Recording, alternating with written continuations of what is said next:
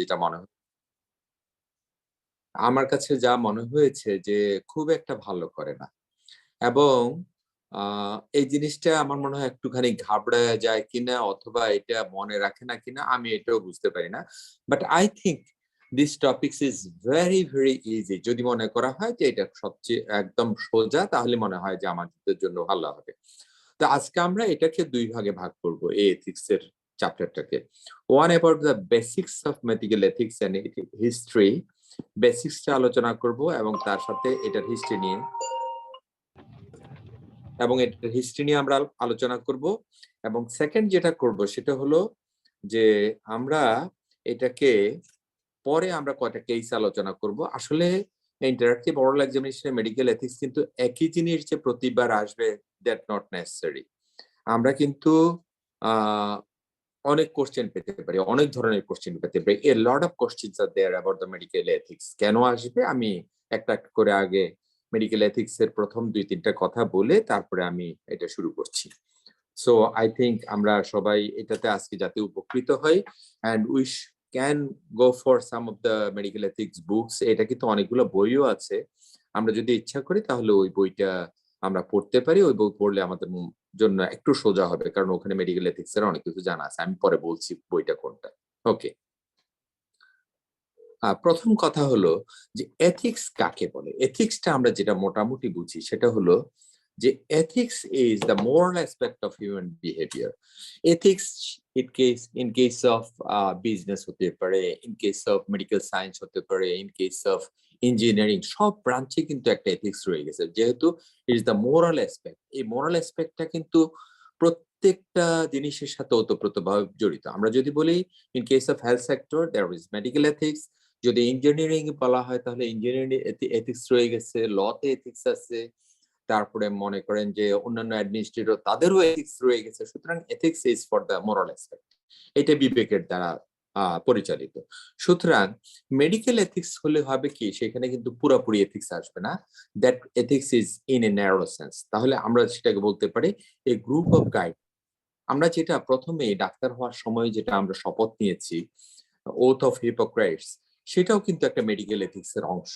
আমরা সেখানে বলেছি যে আমরা রোগীর কোনো ক্ষতি করব না, কনফিডেন্সিয়ালিটি রাখবো, আমাদের যে পিয়ার্স আছে অথবা আমাদের যারা আহ, সহচর আছে অথবা সহযোদ্ধা যারা আছেন, এই করোনাতে আমি সহযোদ্ধাই বলবো, যারা আছে তারা আমাদের সাথে যেটা করবে সেটা হলো আমরা ওদের কাছ থেকে ফি নেব না, ওদের সাথে সিম্পেথি দেখাবো, ইভেন আমরা ওদের মা বাবার কাছ থেকে ফি নেবো না। এটাও কিন্তু একটা medical ethics. So it is generally written by the physicians, কারণ ফিজিশিয়ানরা ফিজিশিয়ানদের কথা জানে। which ethics should be followed by the physicians, it is very much well known to the physicians. সুতরাং একটা ভালো ফিজিশিয়ান, একটা মোরাল বিহেভিয়ার যাদের ভালো আছে, সেই ফিজিশিয়ানটা কিন্তু মোরাল এথিক্স গুলো অথবা মোরালিটি গুলো সম্পর্কে লিখবে। এবং about the physicians ideal relationship with his peers, যেটা আমি আগে বললাম, অ্যান্ড টু হিজ পেশেন্টস। তাহলে আমাদের কাজ হলো কার প্রতি? আমরা আমাদের সহচর অথবা আমাদের সহ ডাক্তার যারা থাকবে এদের সাথে, এবং আমাদের যেটা অ্যাপ্লিকেশন।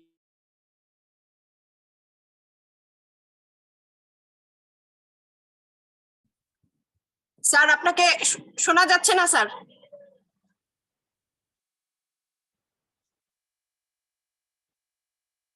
স্যার আপনি কি শুনতে পাচ্ছেন আমাদের?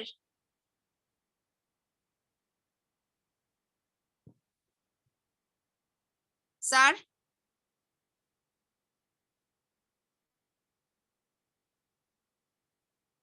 বায়োএথিক্স আমাদের কিন্তু জীবন্ত মানুষ নিয়ে কাজ কারবার, মৃত মানুষ নিয়ে কাজ কারবার নেই। মৃত মানুষ নিয়ে কখন হবে? যদি এটা ফরেন্সিক মেডিসিনে হয় তাহলে সেখানে এথিক্স কিন্তু আলাদা। So in case of medical ethics চারটা জিনিস কিন্তু সব সময় আমাদের জানতে হবে। একটা হলো অটোনমি। এই অটোনমিটা ফর দ্য ডক্টরস। কখনো কখনো আমি একটা ছোট্ট উদাহরণ দিয়ে যাই। যেমন আমাদের একটা অটোনমি আছে in case of emergency patient. আমাদেরকে যখন নিউমোথোরাক্স অথবা একটা টেনশন নিউমোথোরাক্স পড়াচ্ছিল, তখন আমার টিচার আমাকে বলেছিল যে in that case without taking any permission from the patient or patients surrogates or patients relative, you can pierce the thorax, কারণ তাকে বাঁচাতে হবে তখন। This is emergency treatment for the doctors. সেই ক্ষেত্রে ডক্টরস এর একটা অটোনমি রয়ে গেছে। নেক্সট জিনিস যেটা সেটা হলো বেনিফিশিয়েন্স। বেনিফিশিয়েন্সটা কি? যে আমরা ভালোর জন্য করব, এটা কার ভালোর জন্য করব, রোগীর ভালোর জন্য করব। নন মেফিসিয়েন্স, এটা কি জন্য, যে অপকার করব না। নন মানে অপকার করা যাবে, নন মানে যে আমরা কোনো কারো ক্ষতি করতে যাব না, and we have to do justice. এই জাস্টিস কথাটা, এই চারটা জিনিস নিয়ে হলো আমাদের মেডিকেল এথিক্স। সুতরাং আমরা মনে করতে হবে যে এটা একটা কমপ্লেক্স ইস্যু, কিন্তু আমরা খুব সহজভাবে এটা ভাববো কিভাবে, with the making some recommendation regarding the course of action. সুতরাং এই রিকমেন্ডেশন গুলো আমাদেরকে ভালো করে জানতে হবে। If we go with the recommendations, we can follow the medical ethics, এবং আমাদের সেই ক্ষেত্রে কোনো খারাপ হবে না আমাদের ডাক্তারদের জন্য। তো এখানে এই মেডিকেল এথিক্স এর কথাগুলো এখন কেন আসে সেটা আমি পরে আলোচনা করব। What an ethics committee do. আগে এথিক্স কমিটির কথা যদি আমি বলতে চাই, সেখানে বলতে হবে যে ethics committee comprises a group of doctors and other personals. তাহলে মেডিকেল এথিক্স কমিটি শুধু ডাক্তার দিয়ে হবে না, এখানে কিন্তু ডক্টরস থাকবে। Say for example in a medical college কি থাকবে, head of the department of medicine, surgery, gynaecology, forensic medicine, principals, সবাই থাকবে এটাতে, যারা যারা খুব ভালো জানেন রেকমেন্ডেশন অথবা গাইডলাইন সম্পর্কে। এবং তার সাথে সাথে যেটা থাকতে হবে সেটা হলো একজন সোশ্যাল ওয়ার্কার হবে, which is very much recognised by the locality. একজন সোশ্যাল ওয়ার্কার থাকবে, একজন অ্যাডভোকেট অথবা একজন লয়ার থাকবে, তিনি আইনটা ভালো জানেন, সেটা থাকবে। এবং সাম সোশ্যাল ওয়ার্কারের সাথে মনে করেন একটা জার্নালিস্ট অথবা সাংবাদিক থাকবে, যিনি এটা প্রচার করবেন কি করবেন না, এই সমস্ত সবকিছু মিলে একটা এথিক্যাল কমিটি গঠিত হয়। কেন গঠিত হয়, সেটা হলো two promote the rights of the patient. আমাদের পেশেন্টের অধিকার ঠিক করা, এটা আমাদের দায়িত্ব, এটা আমাদেরকে ঠিক করতে হবে। শেয়ার ডিসিশন মেকিং, কখনো কখনো কিছু কিছু ডিসিশন নিতে হয় যেটা খুব কমপ্লেক্স। আমি আসবো, আমরা যখন আমাদের কেস ডিসকাশনে আসবো তখন এটা আমরা ডিসকাশন করব, কারণ এটা পেশেন্টও ডিসকাশন শেয়ার ডিসিশন মেকিং করতে পারে। সামটাইমস ইট মে বি এমন হতে পারে যে patient is incapacitated, patient is dementic, patient is unconscious. In that case the patients caregiver মনে করতে হতে পারে যে পেশেন্টের ছেলে মেয়ে অথবা পেশেন্টের বাবা মা, সেই ক্ষেত্রে আমাদের ডিসিশন মেকিং এ আসতে পারে ফর দ্য ক্রিটিক্যাল ডিসিশনস। আর কি করতে হবে, ফেয়ার পলিসি এন্ড প্রসিডিউরস, এটা করতে হবে to maximise the likelihood of achieving good. তাহলে যেটা করতে হবে সেটা হলো পেশেন্ট সেন্টার্ড আউটকাম, এটা আমাদেরকে নিতে হবে। এটা আমাদের, আমি একটা মিটিং এ একটু পরে করব। To enhance the ethical tenor of healthcare professionals and healthcare institutions, আমরা কিন্তু অন্য কিছুর কথা ভাববো না, আমরা কিন্তু শুধু আমাদের কথা ভাববো এবং আমাদের ইনস্টিটিউশনের কথা ভেবে এই হেলথ কেয়ার এথিক্সটা মানবো। এখন ব্যাপার হলো মেডিকেল এথিক্সটা আসলো কেন?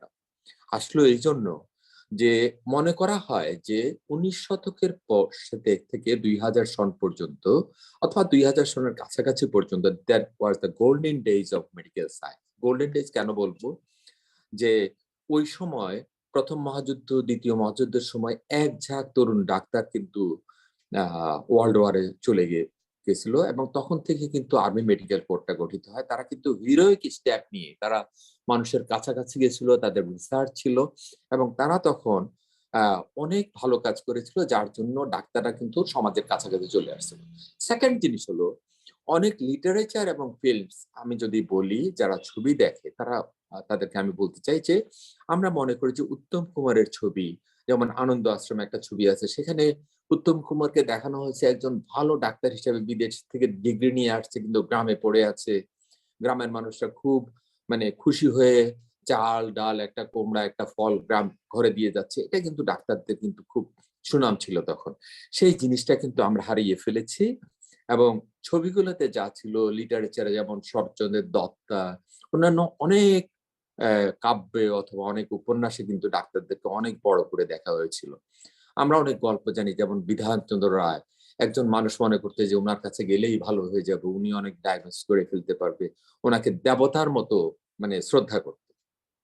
সুতরাং এটা ছিল খুব স্বর্ণযুগ। কিন্তু আস্তে আস্তে যখন দিন যাচ্ছে, এই 1990-80 পর থেকেই ডাক্তারদের এগেইনস্টে কিন্তু মেডিকেল সু হচ্ছে, ইভেন মেডিকেল ভায়োলেন্স হচ্ছে, মেডিকেল লিগাল ইস্যু হচ্ছে।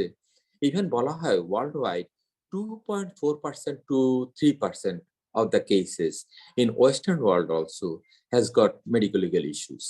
তাতে কি হয়? মেডিকেল ভায়োলেন্স হয় এবং বলা হচ্ছে স্পিটিং থেকে থুতু মারা থেকে শুরু করে গান ভায়োলেন্স পর্যন্ত হয়। So it is very much alarming for the doctors.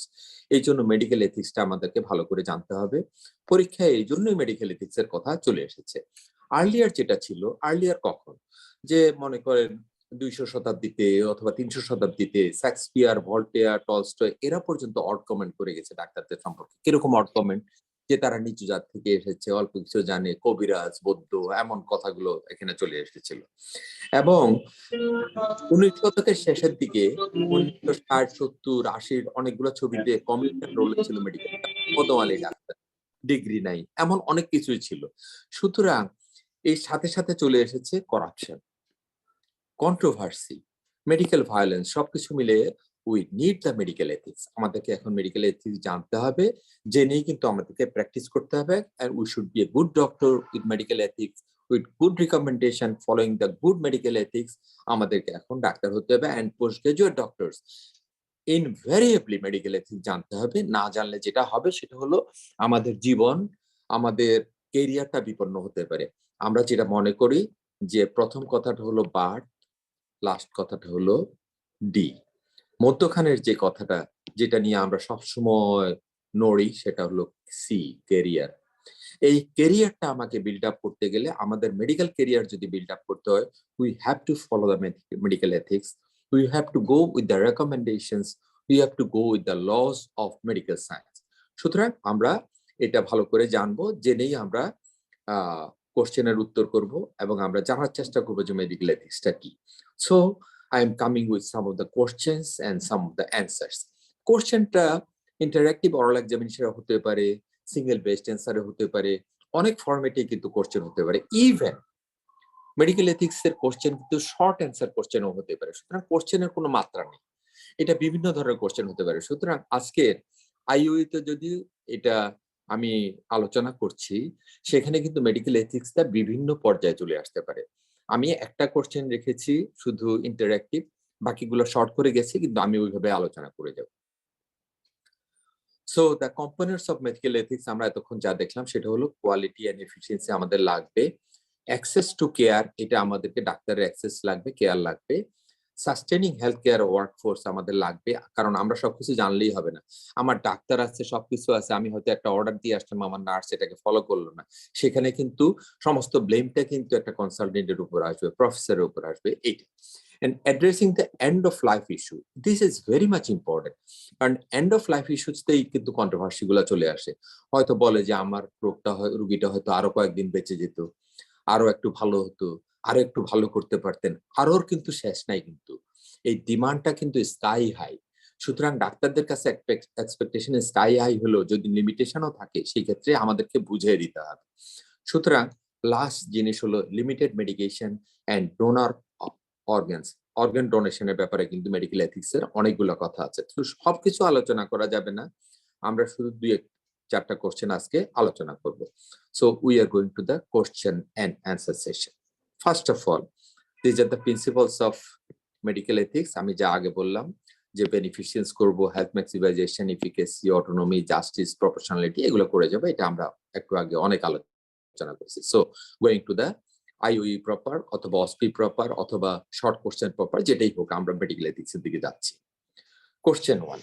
The case scenario is that a 58-year-old woman admitted in a hospital 5 days back with the diagnosis of terminal stage of carcinoma breast with metastasis. তাহলে এটা পুরোপুরি clear যে terminal stage of the carcinoma breast with metastasis. এখন terminal স্টেজে আমাদের খুব একটা কিছু করার নাই। But currently she is unable to perform her daily activities without support. তার মানে আমাদের ডেইলি অ্যাক্টিভিটি যেটা আছে, ডেইলি অ্যাক্টিভিটিটাও খুব খারাপ। She can poorly communicate verbally. A decision of giving percutaneous endoscopy guided gastrostomy tube has been considered by the medical board and is being referred to the ethical committee. এখন দেখেন, আমরা কিন্তু বললাম যে পারকিউটেনিয়াস এন্ডোস্কোপিক গ্যাস্ট্রোস্টমি করে দিব, এটা medical board বলে দিল এবং এটা এথিক্যাল কমিটির কাছে পাঠানো হলো। এখন কোশ্চেন হলো, you are one of the member of the ethical committee to take the final decision. এখন মেডিকেল এথিক্যাল কমিটির আমি যদি সদস্য হই, আমি এখন কি বলবো? একটা ডিস্ট্রিক্ট হসপিটালে এথিক্যাল কমিটি, একটা মেডিসিনের কনসালটেন্ট, সে কিন্তু এই এথিক্যাল কমিটিতে থাকবে। So he or she has to give the final decision about the percutaneous endoscopic gastrostomy tube. সে কি করবে? এখন কোশ্চেন পরে উত্তরটা, কোশ্চেন যেহেতু ইন্টারেক্টিভ সেহেতু অনেকগুলো কোশ্চেন আসবে। First is, on ethical ground what information you will have to know from the patient's perspective. এই কোশ্চেনটা যদি আমাকে করা হয়, তখন উত্তরটা কি হবে? যে আমি কি জানতে চাই, কেন আমি এটাকে পারকিউটেনিয়াস এন্ডোস্কোপিক গ্যাস্ট্রোস্টোমি করতে বললাম? তাহলে আমার প্রথমে যেটা মনে আসবে যে আমরা পেশেন্টকে যদি না খাওয়াতে পারি, পেশেন্টের কিন্তু ইসোফেজিয়াল কার্সিনোমা নেই, সুতরাং আমরা অনায়াসে একটা গ্যাস্ট্রিক টিউব দিতে পারি, নেজোগ্যাস্ট্রিক টিউব দিয়ে খাওয়াতে পারি। সেক্ষেত্রে why we are going for the percutaneous endoscopic gastrostomy, আমরা কেন এটাতে যাচ্ছি? এখন এটাকে আমরা কি ইনফরমেশন আমাদের দরকার? তাহলে দরকার হলো যে কনসেন্ট অফ দ্য পেশেন্ট আমরা নিয়েছি কিনা। আমি আগেই বলেছি যে অন এথিক্যাল গ্রাউন্ড কি কি ইনফরমেশন আমার জানা উচিত। জানা উচিতটা কোনটা? Consent from the patient, patient consent দিয়েছে কিনা। Consent from the legal guardians or next to the kin, এটা দরকার আছে কিনা। এখন উত্তরটা হলো যে পেশেন্ট তো আগেই বলে দিছে যে patient is unable to give the consent, সুতরাং সেই ক্ষেত্রে পেশেন্টের কনসেন্টের কথা আসবে না। Consent from the legal guardian or next to the kin, legal guardians ছেলে মেয়ে হতে পারে, তার বাবা মা যদি বেঁচে থাকে, যদি ওরা যদি কনসাস থাকে, ডিমেনশন না থাকে, সেটা হতে পারে। They left it over the treating physician. যদি এই কোশ্চেনটা করা হয় তাহলে বললো যে ওরা কিছু বলতে পারবে না, ওরা ভালো খারাপ কিছু জানে না। ইন দ্যাট কেস বললো যে আপনি হলেন ডাক্তার, আপনি অনেক কিছু ভালো জানেন, আপনি এটার যে ট্রিটমেন্ট করেন। Has the procedure explain to her legal guardian or next with কিন। যেহেতু পেশেন্ট কিছু জানে না, কনসেন্ট দিতে পারবে না, এখন গার্জিয়ান যেহেতু বললো যে আপনাকেই এটা ডিসিশন নিতে হবে, তাহলে আমার যেটা করতে হবে যে এই পেশেন্টের গার্জিয়ানকে সবকিছু বলা হয়েছে কিনা, যে এটার প্রস এন্ড কনস, পারকিউটেনিয়াস এন্ডোস্কোপিক গ্যাস্ট্রোস্টোমির সবকিছু বলা হয়েছে কিনা, এইটা করা হয়েছে কিনা। তাহলে উত্তরটা যদি আমি টেবিলে থাকি তখন বলে দিব যে স্টিল নট, তাহলে it will be done after getting permission from the ethical committee. তাহলে কখন করতে হবে? যে এটা করা হবে যখন এথিক্যাল কমিটি বলবে যে হ্যাঁ এটা করা যায়। তারপরে কথা হলো on ethical ground what information you will have to know from the medical board. Medical board থেকে আপনি কি জানতে চান? তাহলে কি কি জানতে চাই? Can she take the food adequately by mouth? উত্তরটা হলো নো, পেশেন্ট খাইতে চায় না, পেশেন্ট বলে যে খাবো না, অথবা খাইতে পারে না, অথবা পেশেন্ট দেখা যায় যে পেশেন্ট খাওয়া কাছে নিলেই ঠেলে ফেলে। এনি সাইন যে পেশেন্ট খাইতে পারে না, এটার কোনো সাইন আছে কিনা? ইয়েস, পেশেন্টের কি সাইন আছে? ডাক্তার বলবে যে, তখন মেডিকেল বোর্ড বললো যে 10 KG weight loss in 2 months. আমরা ওয়েট লসের ক্ষেত্রে বলি যে 6 মান্থে যদি পেশেন্ট যদি তার 10% লস করে যায়, 3 মান্থে যদি 5% লস করে যায়, 1 মান্থে যদি 3% লস করে যায়, তাহলে ইট ইজ সিগনিফিকেন্ট। এখন 58 কেজি ওয়েটে এটা যদি লস করে, 2 মাসে যদি সে 10 কেজি লস করে, তাহলে কি হলো? 20% এর মতো হয়ে যায়। So there is significant sign যে পেশেন্ট ওয়েট লস করতেছে, এডিকুয়েট তার খাওয়া হচ্ছে না। Can NG tube be an alternative for under nutrition? Yes, it can be. কিন্তু কথা হলো যে did NG tube tried before? Yes, NG tube আগে ট্রাইড করা হচ্ছিল, কিন্তু এনজি টিউব পেশেন্ট কি করে? Any complication with the NG tube? Yes, repeated removal by the patient. Patient দিলে দেখা যায় যে রাতে দিল, পরের দিকে ফেলে দিল। তাহলে এইভাবে যদি আমি বারবার দিতে চাই, there may be oesophageal injury, there may be pharyngeal injury, gastric injury, এটা হতে পারে। Can TPN be an alternative? No. TPN এর কথা এখানে কেন আসলো, এটা সম্পর্কে অনেক প্রশ্ন আছে। প্রশ্নটা হলো টিপিএন কি পুরাপুরি আমরা খাদ্যটা মেনটেন করতে পারি কিনা? নো। আমরা বলি যে মেডিকেল আন্ডার নিউট্রিশন অথবা পারমিসিভ আন্ডার নিউট্রিশন। বলা হচ্ছে যে 50% পর্যন্ত যদি আমি নিউট্রিশন রিকোয়ারমেন্ট দেই, নিউট্রিশন রিকোয়ারমেন্ট কত? আমরা এটা বলে দিই যে it is 25 to 35 kilo calorie per KG per day. তাহলে এটা আমরা দিতে পারি না। কিসে দিতে পারি না? টিপিএন দিয়ে দিতে পারি না। কেন দিতে পারি না? যে যদি আমরা অনেকদিন পর্যন্ত এটা টিপিএন দিয়ে দিতে যাই, we should have central venous catheter access. 1, second হলো হাইপার অসমোলার সলিউশন যদি আমরা দেই তাহলে বডিতে ভিসকোসিটি বেড়ে যাবে, হাইপার অসমোলারিটি হবে, there may be long term complication and patient may die. And even আরেকটা জিনিস হলো অনেকদিন পর্যন্ত আমরা সেন্ট্রাল ভেনাস ক্যাথেটারাইজেশন রাখতে পারবো না, there is chance of thrombosis, embolism and other infections also, সেখানে সেপসিস হয়ে যেতে পারে, এটা আমরা করতে পারবো না। সো তাহলে বলতে হবে যে can TPN be alternative to PEG? I think no.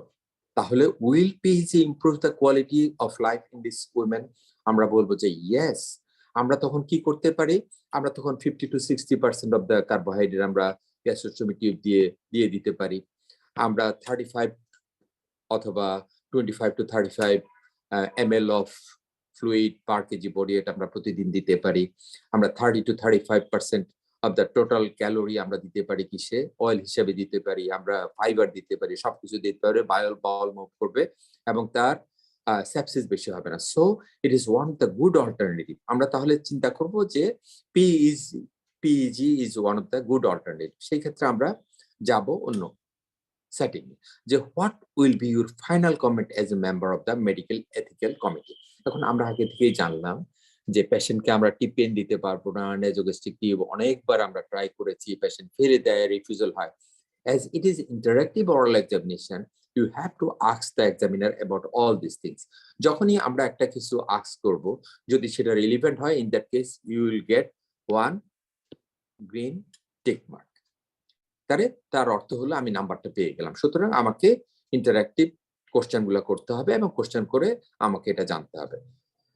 তারপরে লাস্ট কোশ্চেনটা হলো যে ফাইনাল কমেন্ট কি as a member of the medical ethical committee. Final comment তাহলে কি হবে?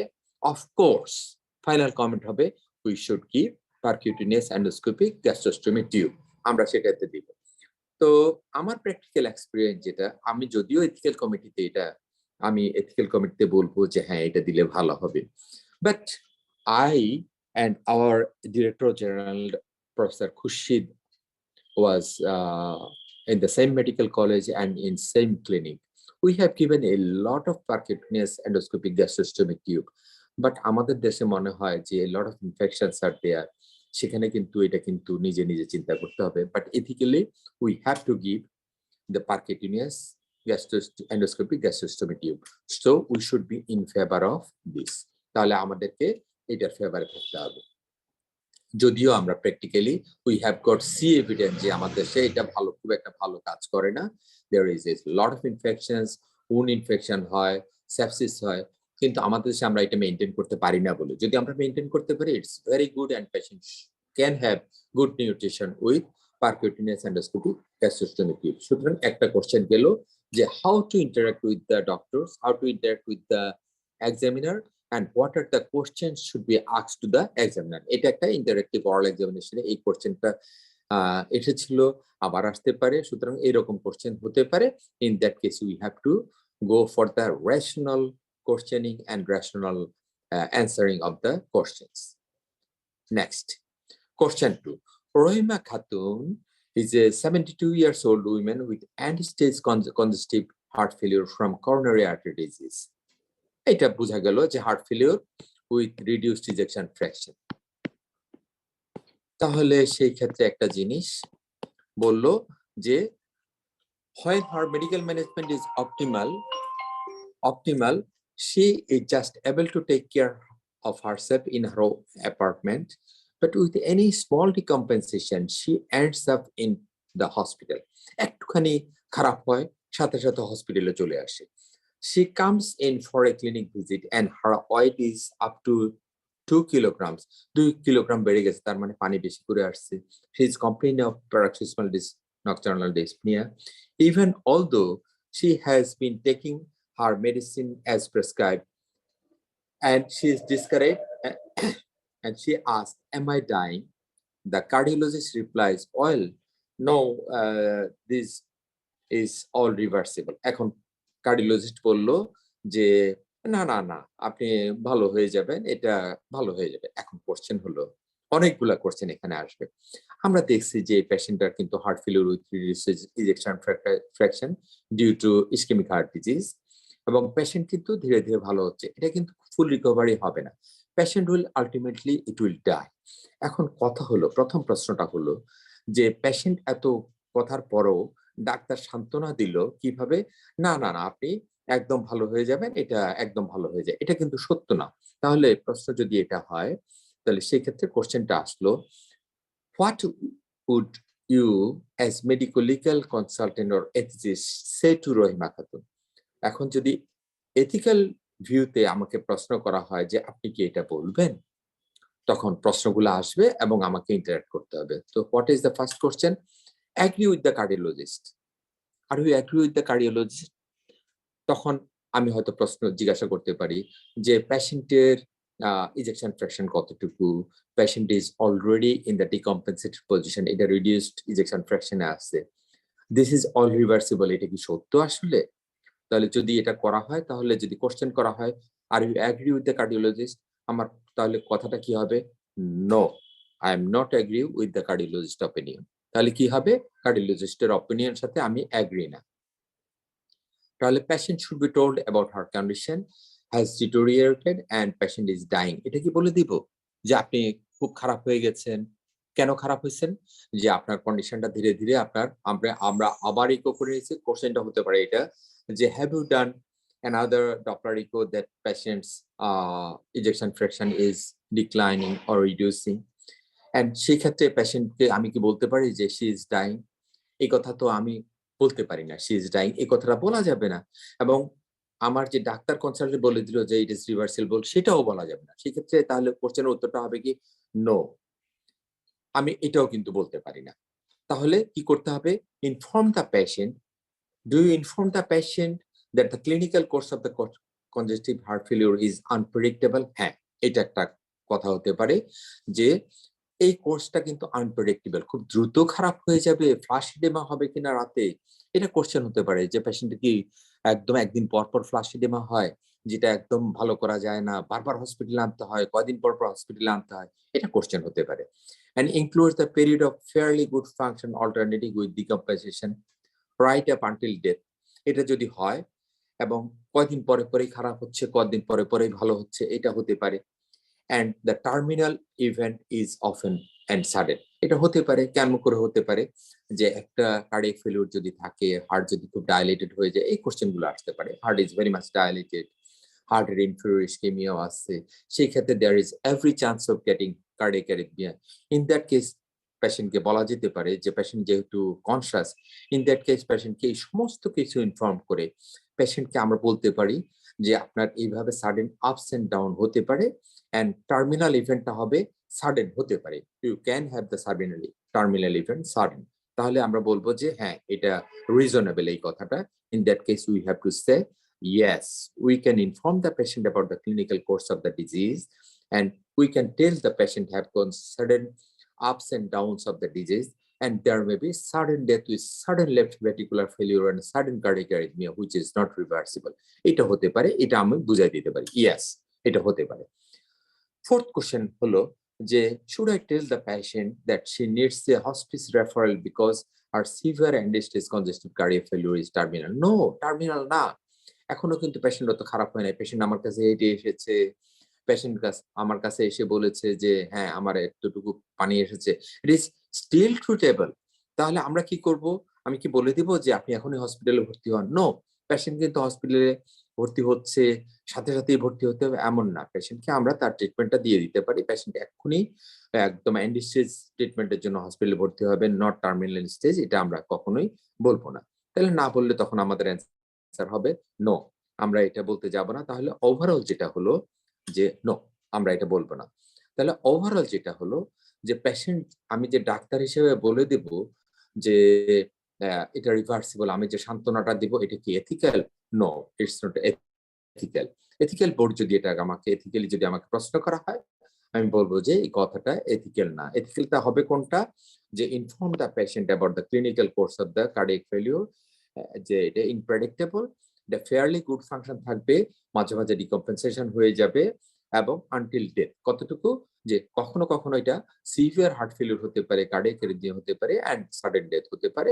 ইট may be reasonable explanation to the patient, এটা হতে পারে। কিন্তু পেশেন্টকে রিভার্সিবল বলা যাবে না, পেশেন্ট এক্ষুনি মরে যাবে সেটাও বলা যাবে না, এবং পেশেন্টকে একটা গুড কনসালটেশন দিতে হবে।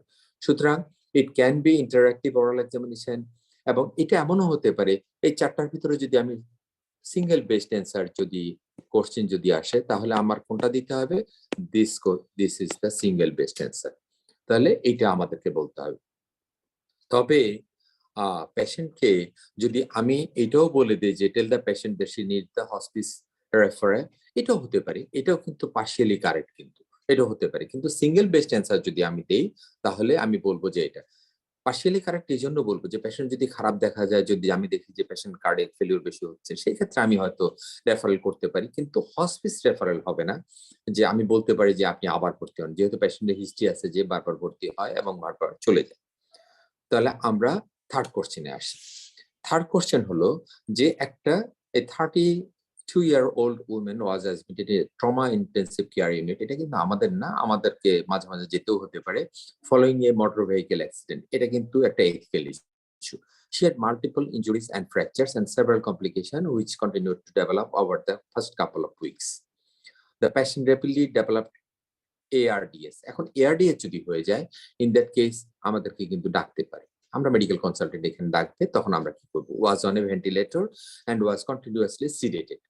Shortly after the patient admission, her parents were contacted and remains vigilant at her bedside. আমাদের যেটা করে, আইসিইউর বাইরে কিন্তু অনেক মানুষ, তার আত্মীয় স্বজন সবাই বসে থাকে, কিন্তু আমাদের আত্মীয় স্বজনরা বসে থাকে। পেশেন্ট প্যারেন্টস, তার প্যারেন্টসরা রিপোর্ট করলো that the patient was 1 month away from having her divorce finalise, divorce হয়নি এখনো, ফাইনালাইজ হবে, ডিভোর্সের এটা হয়ে গেছে, স্বামীর সাথেও কিন্তু ডিভোর্স হয়ে যাবে, কারণ পেশেন্টের আরো কিছু ছিল, হয়তো অ্যাফেয়ার ছিল, তাহলে ডিভোর্সও ফাইনালাইজ হয়ে গেছে। The patient's husband was reportedly physically and emotionally abusive to her throughout the 5 years of marriage of life. এটা হলো তার কারণ। The parents had not notified this man of the patient's hospitalization and reported that visit by him would be distressing to the patient if she aware of it. যে husband আসলে কিন্তু patient আরো খারাপ feel করবে, খারাপ হয়ে যেতে পারে, সুতরাং তার হাজবেন্ডকে জানানো হয়নি। The patient soon be ex-husband is her legal next to kin. The patient's soon to be ex-husband is her legal next to kin. এখন তার লিগাল কি না, এখনো কিন্তু ডিভোর্স হয়নি, তাহলে লিগাল কোশ্চেনটা আসবে, should the husband be responsible for treatment decision which the patient can not make. এখনো কিন্তু সে তার হাজবেন্ড, কিন্তু তাহলে ইমিডিয়েট গার্জিয়ান হলো হাজবেন্ড, নট দ্য প্যারেন্টস। এখন এথিক্যাল ইস্যুটা হলো যে হাজবেন্ড কি বলবে কিনা, কারণ ভেন্টিলেটর আছে, যে কোনো সময় মারা যেতে পারে, হাজবেন্ড কিন্তু অ্যানয়েড, তার ডিসিশন সে মেক করতে পারবে কিনা। প্রথম কথাটা হলো যে যেহেতু এটা emergency, patient is on ARDS. এখন এআরডিএস ইজ মেডিকেল ইমার্জেন্সি। আমি কিন্তু মেডিকেল এথিক্স এর প্রথমেই গল্প ছলে বলেছিলাম যে ডাক্তারদের কিন্তু কিছুটা অটোনমি আছে। অটোনমিটা কোথায়, যে পেশেন্ট যদি খুব খারাপ হয়ে যায়, ইন দ্যাট কেস আমরা কিন্তু অনেক কিছু তাৎক্ষণিকভাবে করতে পারি, which is rational and which is according to the guideline. সেখানে এখন আমাদের কিন্তু কিছু নিতে হবে না, no, because there is an implied concept by law মানে এটা আমাদের মেডিকেল গাইড লতে কি আছে, provision of emergency medical treatment by ventilator, ARDS হয়ে গেছে, আমাকে ভেন্টিলেটরে নিতে হবে, এটা কিন্তু আমার মেডিকেল এথিক্স, আমার রেসপন্সিবিলিটি, এটা আমার গাইডলাইন। সুতরাং এখানে আমার কোনো ইমপ্লাইড কনসেন্ট কিন্তু নিতে হবে না, না নিয়ে কিন্তু আমরা এটা করতে পারবো। এটা আসলে কি সঠিক এথিক্যালি? ইয়েস, এটা কিন্তু সঠিক, এটা আমরা কিন্তু নিতে পারবো। এটা আমি আগেই বলেছিলাম যে doctors has got autonomy to take some decisions in case of emergency situation, এটা নিতে পারে। এটা নিয়ে কিন্তু অনেক ছবি আছে, কিন্তু একটা ছবিতে দেখানো হয়েছিল যে একটা পেশেন্টকে ভেন্টিলেটরে দেওয়ার পরে মরে গেল, তারপরে কিন্তু ভাঙাভাঙি হলো, হসপিটাল ভাঙাভাঙি হলো যে কেন ভেন্টিলেটরে দিল। আরেকটা পেশেন্ট ভেন্টিলেটর দেওয়ার আগেই কিন্তু পেশেন্ট মরে গেছিল, এই জন্য আর ভেন্টিলেটর দেয় নাই, তখনও ভাঙাভাঙি হলো যে কেন ভেন্টিলেটর দেওয়া হয়নি, আগে ভেন্টিলেটর দিলেই হতো। সুতরাং অনেক কিন্তু কন্ট্রোভার্সি আছে, বাট যদি অন দ্য স্পট আমরা ডিসিশন নেই যে এআরডিএস ডেভেলপ করছে, পেশেন্টকে অন্য কিছু তো হচ্ছে না, patient can be given in the ventilator, তাহলে এটা আমরা দিতে পারি। ইয়েস, বিকজ একটা জিনিস, আরেকটা জিনিস হলো যে ডাইভোর্স ইজ প্রসিডিং, এখানে কিন্তু প্রসিডিং ডাইভোর্স আছে। এখন সেটা আমরা ভেন্টিলেটর দেওয়ার আগে আমরা কি হাজবেন্ডকে জানাবো কিনা? নো, আমরা হাজবেন্ডকে জানার কোনো প্রয়োজন মনে করি না, এবং জানাবো না এই জন্য যে এটা কিন্তু আমার autonomy, doctors autonomy is there, সুতরাং এখানে জানাবো না। Yes, because the law sets an explicit time limitation on implied consent based on an emergency. আমি সেটা আগেই বলে দিয়েছিলাম। সেখানে আমরা জিজ্ঞাসা করব যে এটা খুব ইমার্জেন্সি ছিল কিনা, ইমার্জেন্সির সময় পেশেন্টের পার্টিকে বলা হয়েছিল কিনা, পেশেন্টের পার্টিকে তখন বলতে হবে যে আপনার পেশেন্ট এত খারাপ, এটাকে ভেন্টিলেশনে দিতে হবে, আদারওয়াইজ শি উইল ডাই। এই কথা বলে পেশেন্টের পার্টির কনসেন্ট নিতে হবে, আর হাজব্যান্ড যদি আসে হাজব্যান্ডকে বলতে হবে যে এটা ইয়া করবে, emergency situation, in that case I have got autonomy to give the patient on the ventilator. তাহলে yes, because the father is the surrogate decision maker of the patient. Surrogate মানে হাজব্যান্ড আছে, কিন্তু এটা সারোগেট, কিন্তু তখন কিন্তু ফাদারের decision making কি ইম্পর্টেন্ট হয়ে যাবে? না, তাও হবে না। এখানে কিন্তু ডাক্তারের যে ইমার্জেন্সি প্রভিশন আছে সেটাই কিন্তু ইম্পর্টেন্ট। সুতরাং আমাকে যদি বলা হয় যে এখানে হাজবেন্ডের কনসেন্ট নিতে হবে না, নো, ইমার্জেন্সি এখানে হাজবেন্ডের কনসেন্ট নেওয়ার কোনো দরকার নাই। হাজবেন্ডকে জানাতে পারি আমরা, কিন্তু ইমার্জেন্সি আমাদেরকে বলতে হবে যে এটা ভেন্টিলেটর দিতে হবে, এছাড়া কোনো উপায় নেই। যদি বলা হয় যে সেই ক্ষেত্রে সে যদি রিস্ক বন্ড অথবা কোনো কিছু যদি নিতে চায় সারোগেট এন্ড হাজবেন্ড, সেটা করতে পারে, বাট আমরা কিন্তু তার প্রসিডিউরে চলে যাব। তার ফাদার এবং অন্য কেউ যে ডিসিশন দেখ আর না দেখ, আমরা কিন্তু চলে যাব, সেখানে কোনো ডিসিশন মেকিং এর দরকার নেই। সুতরাং আমাদের এখানে অনেকগুলো এথিক্যাল কোশ্চেন, কিন্তু সবচেয়ে বড় কোশ্চেন হলো doctors had got autonomy in taking decision in the emergency situation. এই জিনিসটা কিন্তু সবার ঊর্ধ্বে ধরে রাখা হয়েছে। সুতরাং আমরা বলবো যে doctor's autonomy is one of the best condition to take some of the decision in case of end stage life care. সুতরাং আমাদের এখানে আমরা জানাবো, কিন্তু তার পার্টিকে জানাবো, সবকিছু করব। ইন্টারঅ্যাক্টিভ অরাল এক্সামিনেশন থাকলে আমরা বলবো যে আমরা পার্টিকে জানাবো কিনা, ইয়েস পার্টিকে জানাবো। আমরা হাজবেন্ডকে জানাবো কিনা, ইয়েস হাজবেন্ডকে জানাবো। কিন্তু there is no need of taking consent, যে একদম ওদের না হলে দেওয়া যাবে না, এটা বাঁচা মারার কোশ্চেন। সেখানে ডাক্তারদের অটোনমি আছে, আমরা তাকে ভেন্টিলেটরে দিতে পারবো। Next question is, Mrs Rebecca, a 81 years old Alzheimer's patient hospitalized under your care has been asked to participate in a clinical trial testing a new drug designed to help improve memory. আমরা কিন্তু সারা ওয়ার্ল্ডে কিন্তু আমরা যে patient আছে, যেমন মনে করো কোভিডে আমরা কিন্তু যেটা করেছি সেটা হলো ইমার্জেন্সি ইউজ অথরাইজেশন, কিন্তু আমরা অনেক ড্রাগ দিয়েছি। This is not FDA approved অথবা ইউরোপিয়ান অ্যাসোসিয়েশন অথবা আমাদের বাংলাদেশ গভর্নমেন্ট অ্যাপ্রুভড, এটা ইমার্জেন্সি ইউজ অথরাইজেশন। কিন্তু আমরা যদি কোনো স্টাডি করতে চাই, সেখানে কিন্তু পেশেন্টের একটা ক্লিনিক্যাল ট্রায়ালে কিন্তু পেশেন্টের অ্যাপ্রুভাল লাগবে, কনসেন্ট লাগবে। সেখানে কিন্তু যেহেতু আলঝেইমার্স ডিজিজের পেশেন্ট, তার কিন্তু ডিমেনশিয়া থাকে, তার কিন্তু মন ভোলা থাকে, সে ভালো করে কমিউনিকেট করতে পারে না, তার কাছ থেকে আমরা তার একটা ড্রাগ দেওয়ার জন্য আমরা যদি জিজ্ঞাসা করি, তখন কি হবে? You are present when the clinical register obtained a signed informed consent from the Mrs. Rabika few days ago. একটা সাইন কনসেন্ট দিয়ে দিল।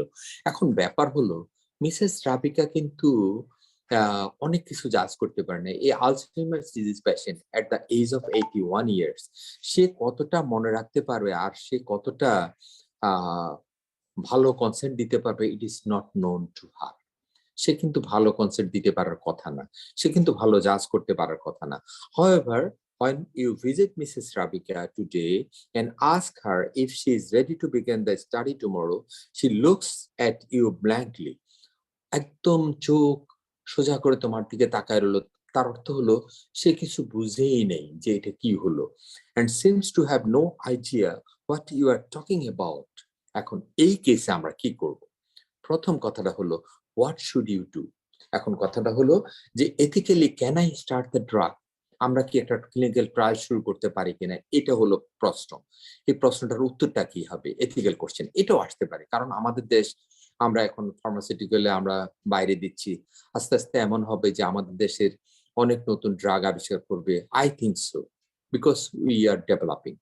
সুতরাং সেই ক্ষেত্রে নতুন ড্রাগটা যদি আসে বাংলাদেশে, we the future doctors should have the ethical review or ethical decision maker so that drug can be given to a person. একটা অ্যালঝাইমার্স ডিজিজের পারসন তাকে আমরা দিতে পারবো কিনা, একটা ডিমেনশিক পারসন অথবা একটা আনকনশিয়াস পেশেন্ট, এই পেশেন্টকে এই ড্রাগগুলো দিতে পারবো, অন্য ড্রাগ হোক, দিতে পারবো কিনা, হোয়াট শুড উই ডু? এখন কথা হলো, the sign inform consent for the clinical drug testing is in doubt, অবশ্যই ডাউট।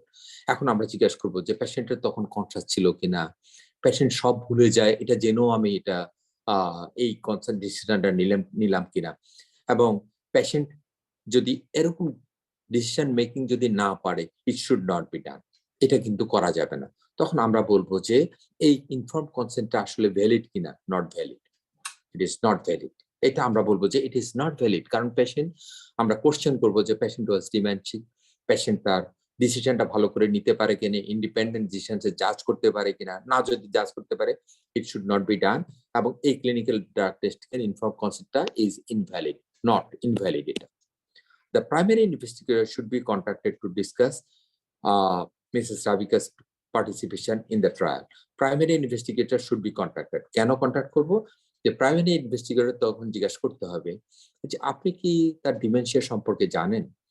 সে যে ডিসিশন মেক করতে পারে না, এটা কি আপনি জানেন? সে তার জাজমেন্টটা করতে পারবে না, আপনি কি মিনি মেন্টাল স্কোরটা দেখেছেন কিনা? তারপর তার আইকিউটা কতটুকু আছে সেটা দেখেছেন কিনা? পেশেন্ট ঠিকভাবে কোনো সব জাজ করতে পারে কিনা, ওরিয়েন্টেশন আজ ঠিক আছে কিনা, এই সমস্ত কিছু কোশ্চেন করে জিজ্ঞাসা করতে হবে যে আপনি এটা নিয়েছেন কিনা। যদি তাহলে শুড বি কন্ট্যাক্টেড, ইয়েস। তাহলে এটা কি আমরা করব কিনা? নো, আমরা সেটাও কিন্তু করব না। আমাদের নিজের ডিসিশন দিতে হবে। Surrogate who can give consent for her participation may be contacted if the clinical trial is deemed to be in her best interest. Surrogate কে? তার ছেলে মেয়ে হতে পারে, আর ৮০ বছরের বাবা মা হয়তো বেঁচে থাকতেও পারে, নাও বেঁচে থাকতে, আর বেঁচে থাকলেও হয়তো অতটা কনসিয়াস থাকবে না। ইন দ্যাট কেস আমরা মনে করে নেব যে তার ছেলে মেয়েরা তার ডিসিশনটা তার বেস্ট ইন্টারেস্টটা হয়তো করতে পারে, যেটা খুব ভালো ওষুধ, এটা খুব ভালো কাজ করতে পারে, এটা সারোগেটরা দিতে পারবে কিনা। এটা যদি, এটা আমরা কোশ্চেন করব, এবং সারোগেটরা যদি মনে করে যে এটা তার বেটারমেন্টের জন্য দেওয়া হয়েছে, ইন দ্যাট কেস আমরা যেটা বলবো সেটা হলো এথিক্যাল কমিটি বলবে ইয়েস। সারোগেটরা যদি মনে করে যে এটা আমার ভালোর জন্য বলা হচ্ছে, এই ড্রাগটা নতুন এসেছে কিন্তু এটা ভালো কাজ করে, it is on the phase 1 trial, phase 2 trial পার হয়ে চলে আসছে, এখন ফেজ 3 ট্রায়ালে এটা যদি দিতে চাই এই পেশেন্টকে, আমরা সেটা দিতে পারি ফর বেটার ইন্টারেস্ট, এটা ইয়েস। এখন যদি বলে যে প্রথমটা করব কিনা, নো, এটা আগেই বলে কেটে দিয়েছি। এখন যদি সিঙ্গেল বেস্ট অ্যান্সারে আসে, সেখানে ডিও থাকতে পারে, যে এ বি সি তিনটাই কিন্তু কারেক্টের মতো হতে পারে। কেন? যে সাইন ইনফর্ম কনসেন্ট তাকেই দিচ্ছে, সুতরাং এটা হতে পারে কিনা? হতে পারে না। কেন? এই পেশেন্টের ডিমেনশিয়া, আলজাইমার্স পেশেন্টের ৮১ বছর পেশেন্টের ডিমেনশিয়া, জাজমেন্ট নাই, এটা হতে পারে না। সেকেন্ড জিনিস হলো যে প্রাইমারি ইনভেস্টিগেটর হয়তো ভালো করে ইনভেস্টিগেশন করে নাই যে পেশেন্টটা ঠিক করে তার কনসেন্ট দিতে পারবে কিনা। সুতরাং যদি সারোগেটরা কনসেন্ট দেয় অথবা তার ফার্স্ট ডিগ্রি রিলেটিভ যদি কনসেন্ট দেয় তার বেটারমেন্টের জন্য, সেটা আমরা নিতে পারি। সুতরাং এটা হলো আমরা একটা ড্রাগের ট্রায়াল ইস্যু অথবা এথিক্যাল ইস্যুর ভিতরে আসতে পারে। তাহলে এইভাবে কোশ্চেন আসতে পারে। This question can be in the OSPE, IOE অথবা সিঙ্গেল বেস্ট অ্যান্সারে আসতে পারে। এমন কোশ্চেন আসলে আমরা এইভাবে করে একদম বুদ্ধি খাটায় আমরা তখন বলে দিব যে একটা ডিমেনশিয়ার পেশেন্ট কিন্তু ভালো কনসেন্ট দিতে পারে না। সুতরাং আমরা তখন এক্সামিনারকে জিজ্ঞাসা করবো যে ডিমেনশিয়ার পেশেন্ট যদি কনসেন্ট দিতে না পারে আইওইতে, তাহলে সেই ক্ষেত্রে তার কনসেন্টটা ভ্যালিড হবে না। এবং প্রাইমারি ইনভেস্টিগেটর অথবা প্রাইমারি ইনভেস্টিগেটর সেটা জানা উচিত ছিল যে তার যে সে ডিমেনশিয়া অথবা জাজমেন্ট নাই, মিনি মেন্টাল স্কোর দেখা উচিত ছিল, তার অন্যান্য আইকিউ ঠিক আছে কিনা তার কোশ্চেন গুলো করা উচিত ছিল, তার জাজমেন্টটা ঠিক আছে কিনা সেই স্কোর গুলো দেখা উচিত ছিল, দেখে তার করা উচিত ছিল। তাহলে আমরা তার সারোগেটের ডিসিশনটা নিব। তাহলে এটা হলো একটা ব্যাপার। তারপরের কোশ্চেনটা হলো, mister Farhad 70 years old man with end-stage COPD. end-stage COPD মানে আমরা সিওপিডি যদি দেখি যে রেসপিরেটরি ফেলিউর হয়ে গেছে, বছরে হয়তো ৩-৪ বার ভর্তি হয়, আমরা ধরেই নিই যে ৩ থেকে ৫ বছরের ভিতরে পেশেন্টটা খুব খারাপ হয়ে যাবে। Admitted last month with pneumonia. His course was complicated by respiratory failure, needing mechanical ventilation, and multiple efforts to wean him have been unsuccessful. AWAC and alert, he now communicates through written notes that he want the ventilator taken off. এখনো কিন্তু সে ভেন্টিলেটরে আছে, pneumonia হয়ে গেছিল, সে for example কোভিডেরই একটা patient. হয়তো দেখা গেল যে কোভিড থেকে সেরে উঠেছে, একটুখানি মেকানিক্যাল ভেন্টিলেশনে আসছে, কিন্তু উইনিং করতে গেলে স্পন্টেনিয়াসলি আর হয় না, কিন্তু পেশেন্ট কিন্তু জেগে আছে, পেশেন্টের কিন্তু একটু কনসাসনেস আছে, একদম লিখে লিখে বলতে পারে যে অমুকের সাথে দেখা করব, আমি এটা খেতে চাই, অথবা আমি এটা করতে চাই। হয়তো সে বলে বসলো যে এই ভেন্টিলেটর আমার ভালো লাগছে না, সে লিখে দিল, লিখে বললো যে এই ভেন্টিলেটরটা অফ করে দেন।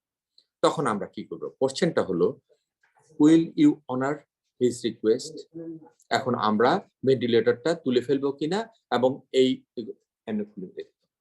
আমরা এই রিকোয়েস্টটা অনার করবো কিনা। অথবা কোশ্চেনটা হতে পারে বিভিন্ন ভাবে, কোশ্চেনটা আসতে পারে, তখন একটা একটা করে আমরা কোশ্চেন গুলো নেই। কেমন হতে পারে? যে প্রথম কোশ্চেনটা হলো যে a court order is necessary because the outcome of taking off the respirator is death certain. Court order কিরকম? যে কোর্ট অর্ডার দিবে যে তুলে ফেললেই মরে যাবে, সুতরাং সেই ক্ষেত্রে আমরা তুলে ফেলতে পারি, এটা তুলে ফেলবো কিনা। তখন কোর্টের কাছে আমরা অর্ডার নিব কিনা, অন্যদের কাছ থেকে অর্ডার নিয়ে কোর্টের কাছে যাব কিনা? নো, আমরা এটা কোর্টের কাছ থেকে অর্ডারে যাব না। সুতরাং প্রশ্ন করতে হবে, আমরা তার সারোগেট আছে, তার অন্য লোক আছে, এটার পরে আমরা এটা করতে যাব কিনা। No, will not go for the court decision for taking him off the respirator, ভেন্টিলেটরের কাছ থেকে। এখন দ্বিতীয় কথা হলো, যে his request should be honoured, should not be honoured. তার রিকোয়েস্টটা কি আমরা রাখবো? এখন এখানে কিন্তু আমি যদি নো বলেছি, তার রিকোয়েস্টটা কি রাখবো? যদি না রাখতে চাই কি হবে? সেটা কিন্তু পেশেন্ট কিন্তু মরে যাবে। পেশেন্ট যদি আমরা যদি পেশেন্ট থেকে তুলে ফেলি তাহলে কি হবে? পেশেন্ট মরে যাবে। এটা এক ধরনের ইউথেনেশিয়ার মতো হয়ে যাবে। আমরা পেশেন্টকে ইচ্ছা করে মেরে ফেললাম, ডাক্তার কিন্তু এটা কখনোই চাইবে না। পেশেন্ট বেঁচে আছে, উইন করে ফেললে কিন্তু মরে যাবে। সেই ক্ষেত্রে আমরা বলবো যে এটা উইন করে ফেললে যেহেতু স্পন্টেনিয়াস হয় কিনা, যে স্পন্টেনিয়াস হয় না, এটা সিনারিও কিন্তু আগেই বলে দিয়েছি। সুতরাং যেহেতু স্পন্টেনিয়াস উইনিং হয় না, সেক্ষেত্রে আমরা এটা করতে পারবো না, আমরা এই জিনিসে কখনোই যেতে পারবো না। আমরা পেশেন্টকে ইচ্ছা করে মারতে পারবো না, আমরা ডাক্তাররা এটা করতে পারি না, এবং সেটা তখন মেডিকেল লিগ্যাল ইস্যু হয়ে যাবে। তারপরের কথাটা হলো, the surrogate decision maker should take the final decision. Surrogate মানে মনে করো আত্মীয় স্বজন যারা আছে তারা এই ডিসিশন মেক করবে। এখন যদি সারোগেটরা যদি বলে, সেখানেও কিন্তু বলা যাবে না, কারণ সারোগেটরা একটা কথা বলবে যে তাদের হয়তো খরচ হচ্ছে, তারা হয়তো খুব বেশি টাকা পয়সা যাচ্ছে, সেখানে বলবে যে না এটা ইয়ে করলে এত আমরা খরচ করতে পারবো না, এটাও করা যাবে না, এটা যাবে না। If the patient decision making capacity is intact, এই কথাটা হলো ব্যাপার, যে পেশেন্ট যদি খুব ইনট্যাক্ট ডিসিশন মেকিং থাকে, এটা আমাদেরকে জাজ করতে হবে যে পেশেন্ট যদি এওয়াক আছে, মানে সে জাগ্রত আছে, কিন্তু তার ডিসিশন মেকিংটা ঠিক আছে কিনা। এটা কেমনে বুঝবো? তার জাজমেন্টটা ঠিক আছে কিনা, ওরিয়েন্টেশন ঠিক আছে কিনা, মিনিমেন্টাল স্টেজ ঠিক আছে কিনা, এগুলো কিন্তু আমাদেরকে জানতে হবে। এটা জেনে তারপরে আমাদেরকে কথা বলতে হবে। কথা বলে যদি দেখা যায় যে তার উইজডম ঠিক আছে, তার মিনিমেন্টাল স্টেজ ঠিক আছে, স্কোরিং রেটটা খুব ভালো, আইকিউটা ঠিক আছে, ওরিয়েন্টেশন ঠিক আছে, তখন তার রিকোয়েস্টটা অনার করা যেতে পারে, এন্ড আদারওয়াইজ এটা কখনোই করা যাবে না। এটা যদি না থাকে, ইন দ্যাট কেস বলতে হবে যে নো, আমরা এটা অনার করব না। যদি এটা অনার করি, তাহলে in that case it would be in the case of euthanasia, তাহলে আমরা এটা করব না, ইউথেনেশিয়ার পর্যায়ে আমরা যাব না, it will be medical legal case, আমরা তখন এই পর্যায়ে আমরা যাবই না। তাহলে আমরা সেখানে কি করব? পেশেন্ট যদি মনে করে যে খুব ভালো করে বুঝাই, তখন পেশেন্ট অবশ্যই বলবে যে না, আমাকে ভেন্টিলেটর থেকে উইন করা যাবে না, এটা পেশেন্ট বলবে। সুতরাং পেশেন্ট যদি ডিসিশন মেকিং ক্যাপাসিটি থাকে, তাহলে in that case we should respect the decision making capacity of the patient. তাহলে এটা হলো পেশেন্টস এর ডিসিশন মেকিং ক্যাপাসিটিটাকে গুরুত্ব দেওয়া হলো। নেক্সট, এটা আইইউই অথবা কি বলবো এসএসই, এখানে কোশ্চেনটা অনেক বড়, কিন্তু এটা আমরা অনেক, যদি আইইউই হয় কাটছাট করে নেব। One of the your patient has recently died from ovarian cancer. মরে গেছে, কিন্তু পেশেন্ট কিন্তু মারা গেছে। She had presented to the surgery twice with vague symptoms prior to being referred for an ultrasound scan with demonstrated advanced cancer. Despite aggressive treatment with chemotherapy and surgery, she died less than 6 months after diagnosis. Her family is understandably distraught. খুব মানে সুখী নাই তার friend family, and her daughter has written to the practice manager মানে আমরা doctor, requesting a full copy of her medical records as they are wondering whether the cancer could have been diagnosed earlier. সেটা ডাক্তারের উপর পড়তায় যে ক্যান্সারটা যদি আগে যদি ধরা পড়তো সেটা কি আরেকটু ভালো হতো। তাহলে মেডিকেল রেকর্ড চাচ্ছে সে সবগুলা, আমাদের কাছে যে মেডিকেল রেকর্ড আছে। As the complaints lead for the practice, you have been asked to respond the letter. তাহলে পেশেন্টের পার্টি চিঠি দিল যে আমাকে সমস্ত মেডিকেল রেকর্ড গুলো আমার কাছে দিয়ে দেন। এখন কোশ্চেন হলো, does confidentiality continue after death? Patient মরে গেছে, এখন মরে যাওয়ার পরও পেশেন্টের যে কনফিডেন্সিয়াল রেকর্ড আছে এটা আমরা পেশেন্টের পার্টিকে দেব কিনা? Can a relative request access to a patient's medical records? এটা মেডিকেল পেশেন্টের রেকর্ড গুলা ওরা নিতে পারে কিনা? What processes are in place to protect the confidentiality and medical records? আর কি কি প্রসেস আছে to protect the confidentiality? এটা আমরা কি করব? এটা কিন্তু আমাদের জীবনে কিন্তু একদম নিত্যনৈমিত্তিক হয়। And I had one incidence in my life also, এবং in that case আমাদের এখানে আমাদের একজন ব্রিগেডিয়ার ছিলেন director, and he refused to give the medical records.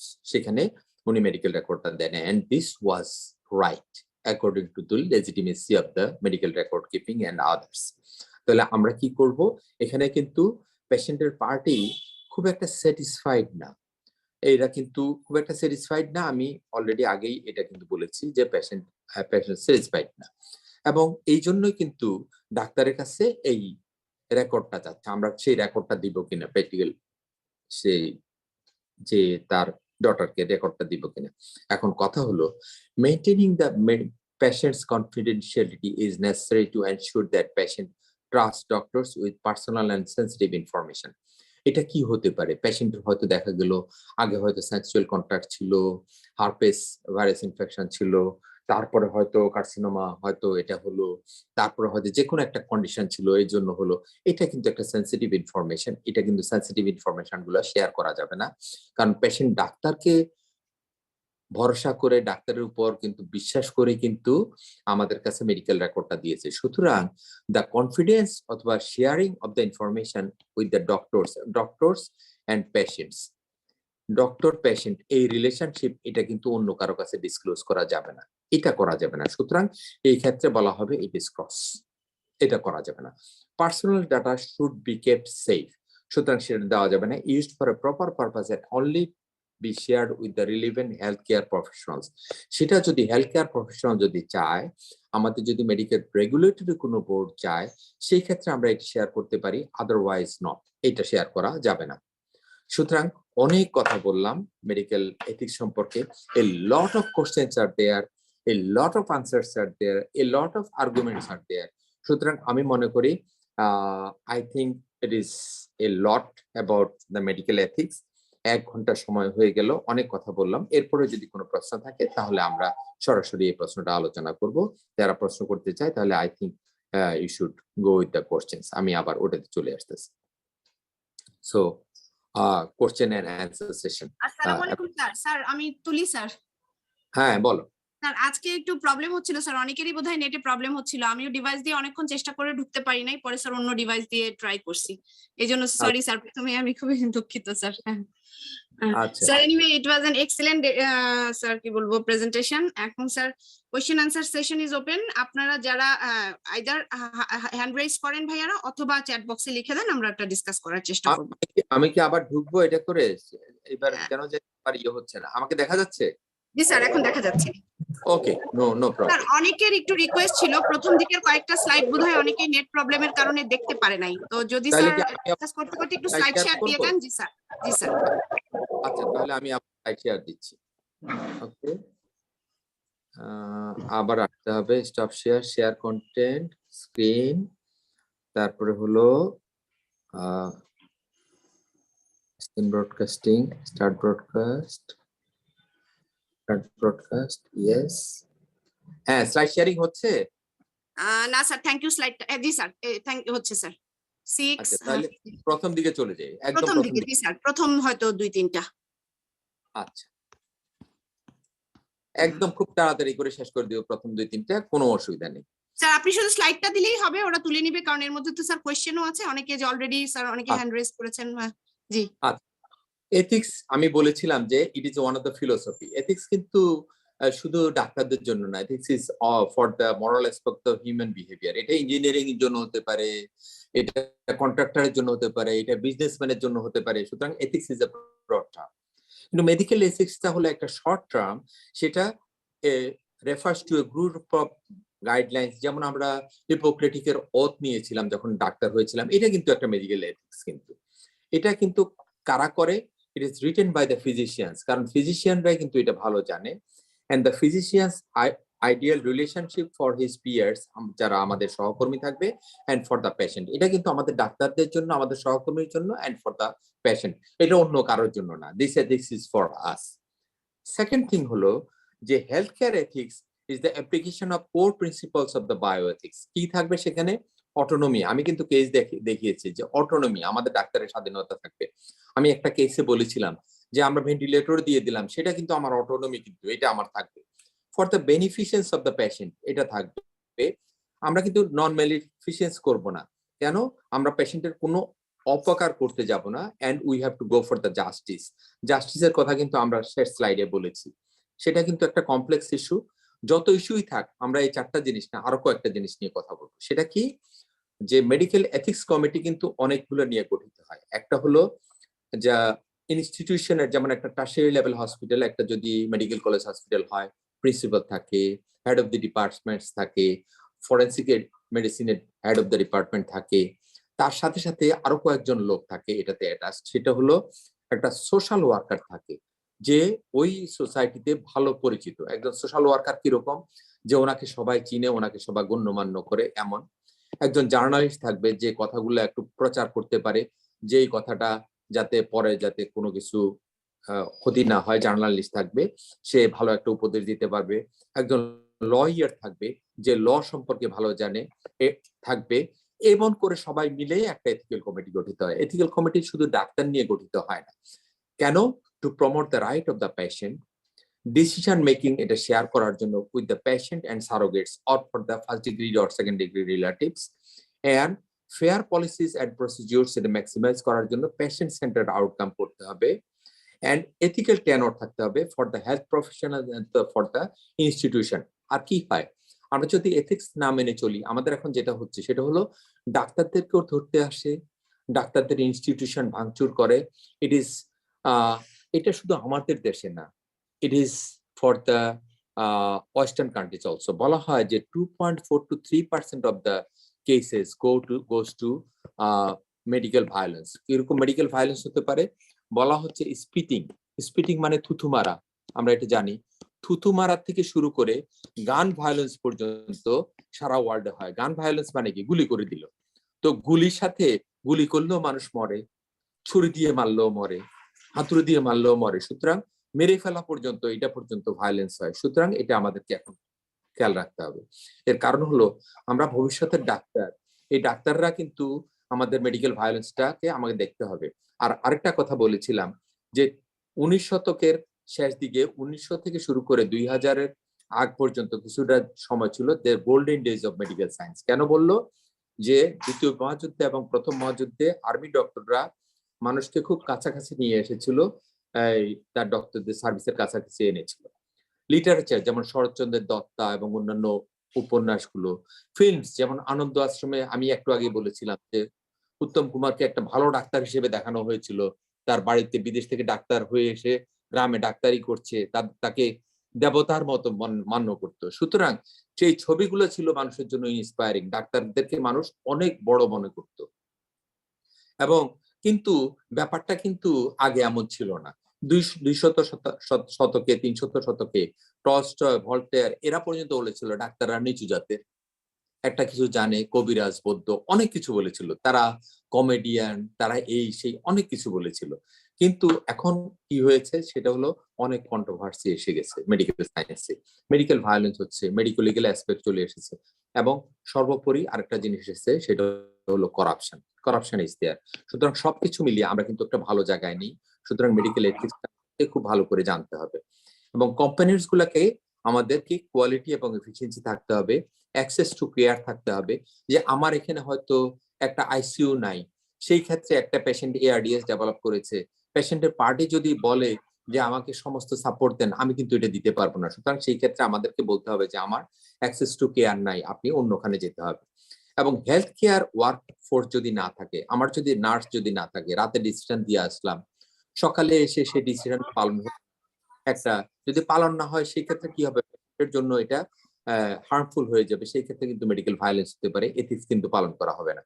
And addressing the end of life issue and allocating the limited medications and donor organs is one of the medical issue. সুতরাং components গুলো 7টা components ভাগ করা হয়েছে, যেটা বললাম beneficence, health maximisation, efficiency, justice, proportionality, সবকিছু কিন্তু আমাদের কোশ্চেন এবং অ্যান্সারিং সেশনে চলে আসছে।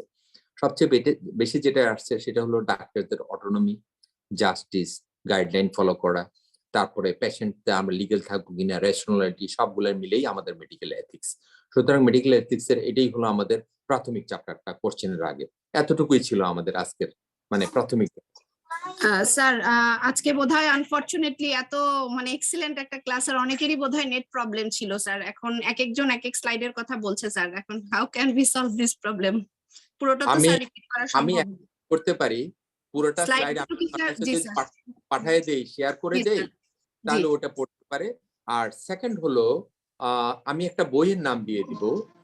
এখন বইটা পড়া কিন্তু খুব কষ্টকর এই জন্য, বইটা কিন্তু প্রায় 400 পৃষ্ঠার মতো, এবং মেডিকেল এথিক্স এর জন্য 400 পৃষ্ঠা পড়া কিন্তু আসলে খুব কষ্টকর আমাদের জন্য। কষ্টকর এই জন্য যে আমি একটা কথাই বলবো এই ক্ষেত্রে, সেটা হলো আমরা সবাই যদি শুধু লিগ্যাল কথাটা চিন্তা করি, লিগ্যাল ডাক্তারের অটোনমি আছে এবং রিকমেন্ডেশনটা কি সেটা যদি আলোচনা করি, তাহলে আমরা পরীক্ষায় যদি আমাদের এথিক্সের কোশ্চেন আসে, আমরা হয়তো নাম্বারের কোশ্চেন খুব সুন্দর করে আমরা যেটা পাসেবল আমরা কিন্তু আনসার করতে পারবো। আমি এটাই মনে করি, আমি যদি রেশনাল হই তাহলেই পারবো, আর কিছু করতে হবে না। এবং আমি এই ক্ষেত্রে পুরোটা স্লাইড আমি তোমাকে দিয়ে রাখবো, তোমাকে শেয়ার করে দিব, শেয়ার করে দিলেই হয়ে যাবে। আমি তোমাকে কালকে thank you very much sir. Sir তাহলে স্টুডেন্ট ভাই আপনারা যারা আছেন ক্লাসে, আমি ইনশাআল্লাহ পরে ট্রাই করব, স্যার আমাকে সেন্ড করলে আমি ওটা গ্রুপে দিয়ে দেওয়ার জন্য। এখন যদি কারো কোনো কোশ্চেন থাকে, ডক্টর রফিকুল ইসলাম উনি অনেকক্ষণ ধরে হ্যান্ড রেজ করে আছেন। ভাইয়া you unmute yourself, ask your question. Doctor Rafiqul Islam.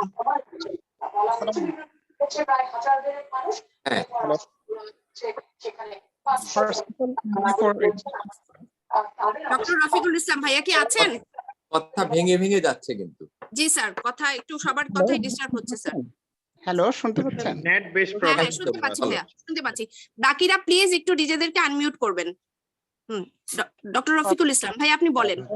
First of all, thanks to such excellent class. Sir, I have two questions. হ্যাঁ বলো। First question regarding the last question, IOE 6. হ্যাঁ sir, এই পেশেন্টের যদি পূর্বে কোনো কনসেন্ট দিয়ে থাকে যে আমার মেডিকেল রেকর্ডস গুলো মানে মারা যাওয়ার পরে এটা শেয়ার করা যাবে, সেক্ষেত্রে আমরা শেয়ার করতে পারবো কিনা এটা। আর স্যার আরেকটা রাকিবার যে কোশ্চেনটা, স্যার আলঝেইমার ডিজিজের যে পেশেন্ট ছিল, হ্যাঁ সেক্ষেত্রে যদি কোনো সারোগেট না পাওয়া যায়, কোনো সারোগেট আমরা পেলাম না, সেক্ষেত্রে ডিসিশন মেকার যদি ডক্টরই হয়, সেক্ষেত্রে ওই ক্ষেত্রে ডিসিশনটা আমি কিরকম নিব, বা আমি ডিসিশন নিতে পারবো কিনা স্যার?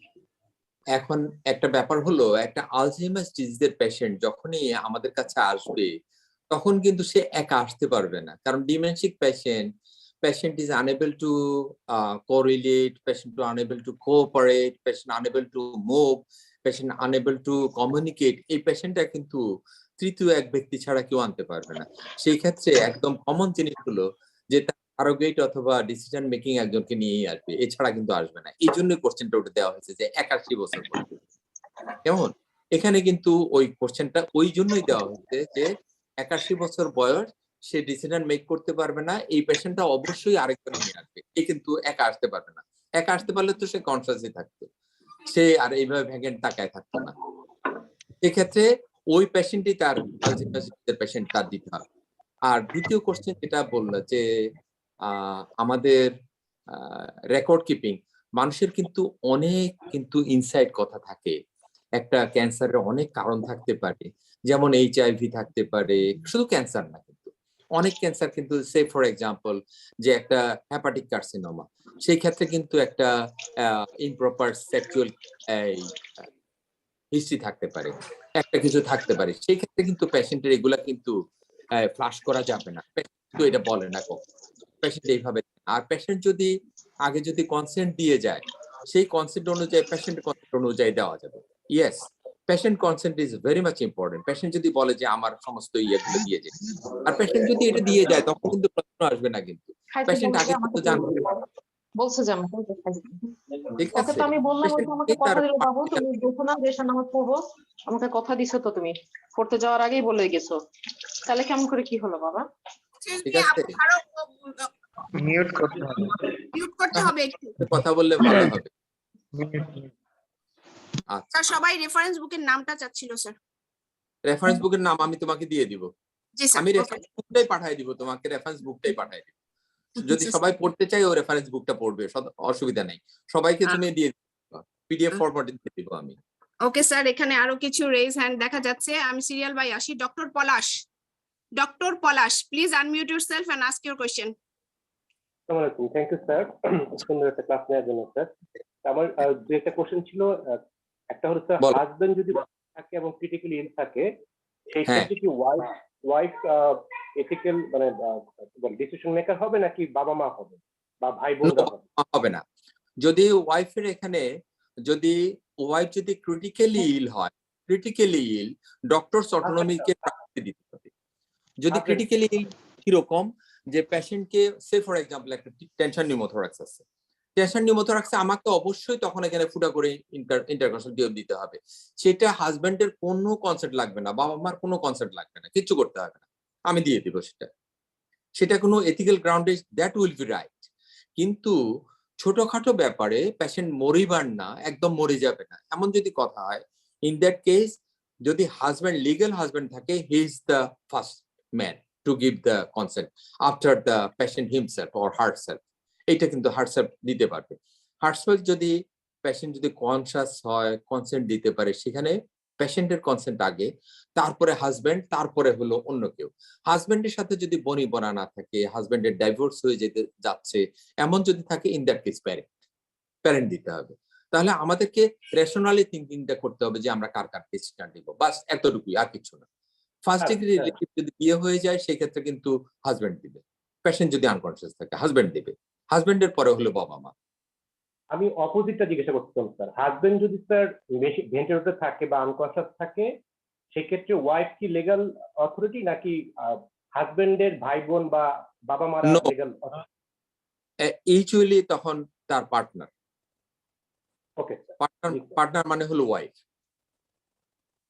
এখন আরেকটা স্যার ক্রিটিক্যাল হচ্ছে স্যার, যদি স্যার হাজবেন্ড এবং ফ্যামিলির সাথে যদি কোনো সমস্যা থাকে স্যার, সেই ক্ষেত্রে কে নিবে স্যার? তারপর ওয়াইফ ভেন্টিলেটরে, হাজবেন্ড এবং ওয়াইফের মধ্যে কে তখন ডিসিশনটা নেবে? যদি হাজবেন্ড এবং ওয়াইফ দুইজনই, হাজবেন্ড এবং ফ্যামিলি দুইটাই খারাপ।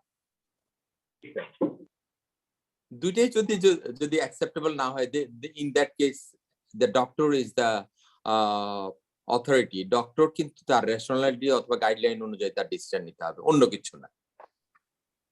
আমার লাস্ট কোশ্চেন হলো ওয়াইফ স্যার, যদি একাধিক থাকে স্যার, হ্যাঁ, ওয়াইফ যদি একাধিক থাকে, সেই ক্ষেত্রে কথাবার্তা হলো, ওয়াইফ একাধিক যদি থাকে, সেই ক্ষেত্রে ডিসিশন মেকিং যে করবে, এখন এইটার ব্যাপারে হলো ওয়াইফ একাধিক তো আমাদের ধর্মে থাকতে পারে। সেই ক্ষেত্রে একাধিক ওয়াইফ আমার মনে হয় না। সবকিছুতেই কিন্তু একটা লিগেসি আছে, যে first wife, second wife, third wife, fourth wife পর্যন্ত আমাদের লিগেসি আছে। এবং আমার মনে হয় না এই ক্ষেত্রে এটা লয়ারের সাথে একটু বুঝতে হবে। কোশ্চেনটা কিন্তু খুব ভালো করছো, কিন্তু লয়ারের মতোই কোশ্চেন করছো। এটা কিন্তু এটা ভালো কোশ্চেন করছে, আমরা কিন্তু জানতে হবে পরবর্তী জানাবো। এটা this is very nice question কিন্তু এটা আমারও একটু জেনে থ্যাংক ইউ নিতে স্যার। খুব স্যার লাস্ট কোশ্চেন স্যার একটা স্যার হ্যাঁ। স্যার ইদানিং স্যার অনেক ইয়াং ছেলে বা মেয়েরা স্যার বিশেষ করে ফিমেলরা এখন আসতেছে মিথানল পয়জনিং নিয়ে। হ্যাঁ এই ক্ষেত্রে আমরা যখন ডিসক্লোজ করবো স্যার আমাকে তো হ্যাঁ। জানাতে হবে। আমি এটা তার আত্মীয় স্বজন বা প্যারেন্টসদের কিভাবে জানাবো স্যার? এটা ডিসক্লোজ করবো না অন্যভাবে বলবো স্যার? এটা কিন্তু ডিসক্লোজ করে দিতে হবে, কারণ মিথানল পয়জনিং এটা কিন্তু লাইফ এন্ড ডেথ কোশ্চেন। কিন্তু লাইফ এন্ড ডেথ কোশ্চেনে কিন্তু যদি পেশেন্ট যদি আনকনসিয়াস থাকে, পেশেন্ট যদি কনসিয়াস থাকে, পেশেন্ট যদি অ্যালার্ট থাকে, সে যদি বলে যে আমার জিনিস ডিসক্লোজ করা যাবে না, ইন দ্যাট কেস ডিসক্লোজ করা যাবে না কনসিয়াস। ইউজুয়ালি পেশেন্ট হচ্ছে খুব খারাপ, সেই ক্ষেত্রে পেশেন্টের ফার্স্ট ডিগ্রি রিলেটিভের কাছ থেকে পেশেন্টকে বুঝাই দিতে হবে।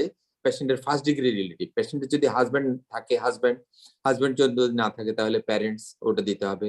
প্যারেন্টস যদি না থাকে সেই ক্ষেত্রে তার ইমিডিয়েট রিলেটিভ যা আছে ওর কাছ থেকে নিতে হবে। ইমিডিয়েট রিলেটিভ থাকতে পারে, মামা থাকতে পারে, চাচা থাকতে পারে, ওই কাছ থেকে ডিসক্লোজ করে ফেলতে হবে। এটা কিন্তু ডিসক্লোজ না করে থাকা যাবে না, কারণ লাইফ এন্ড ডেথ করছে কিন্তু এখানে, এটা করা যাবে।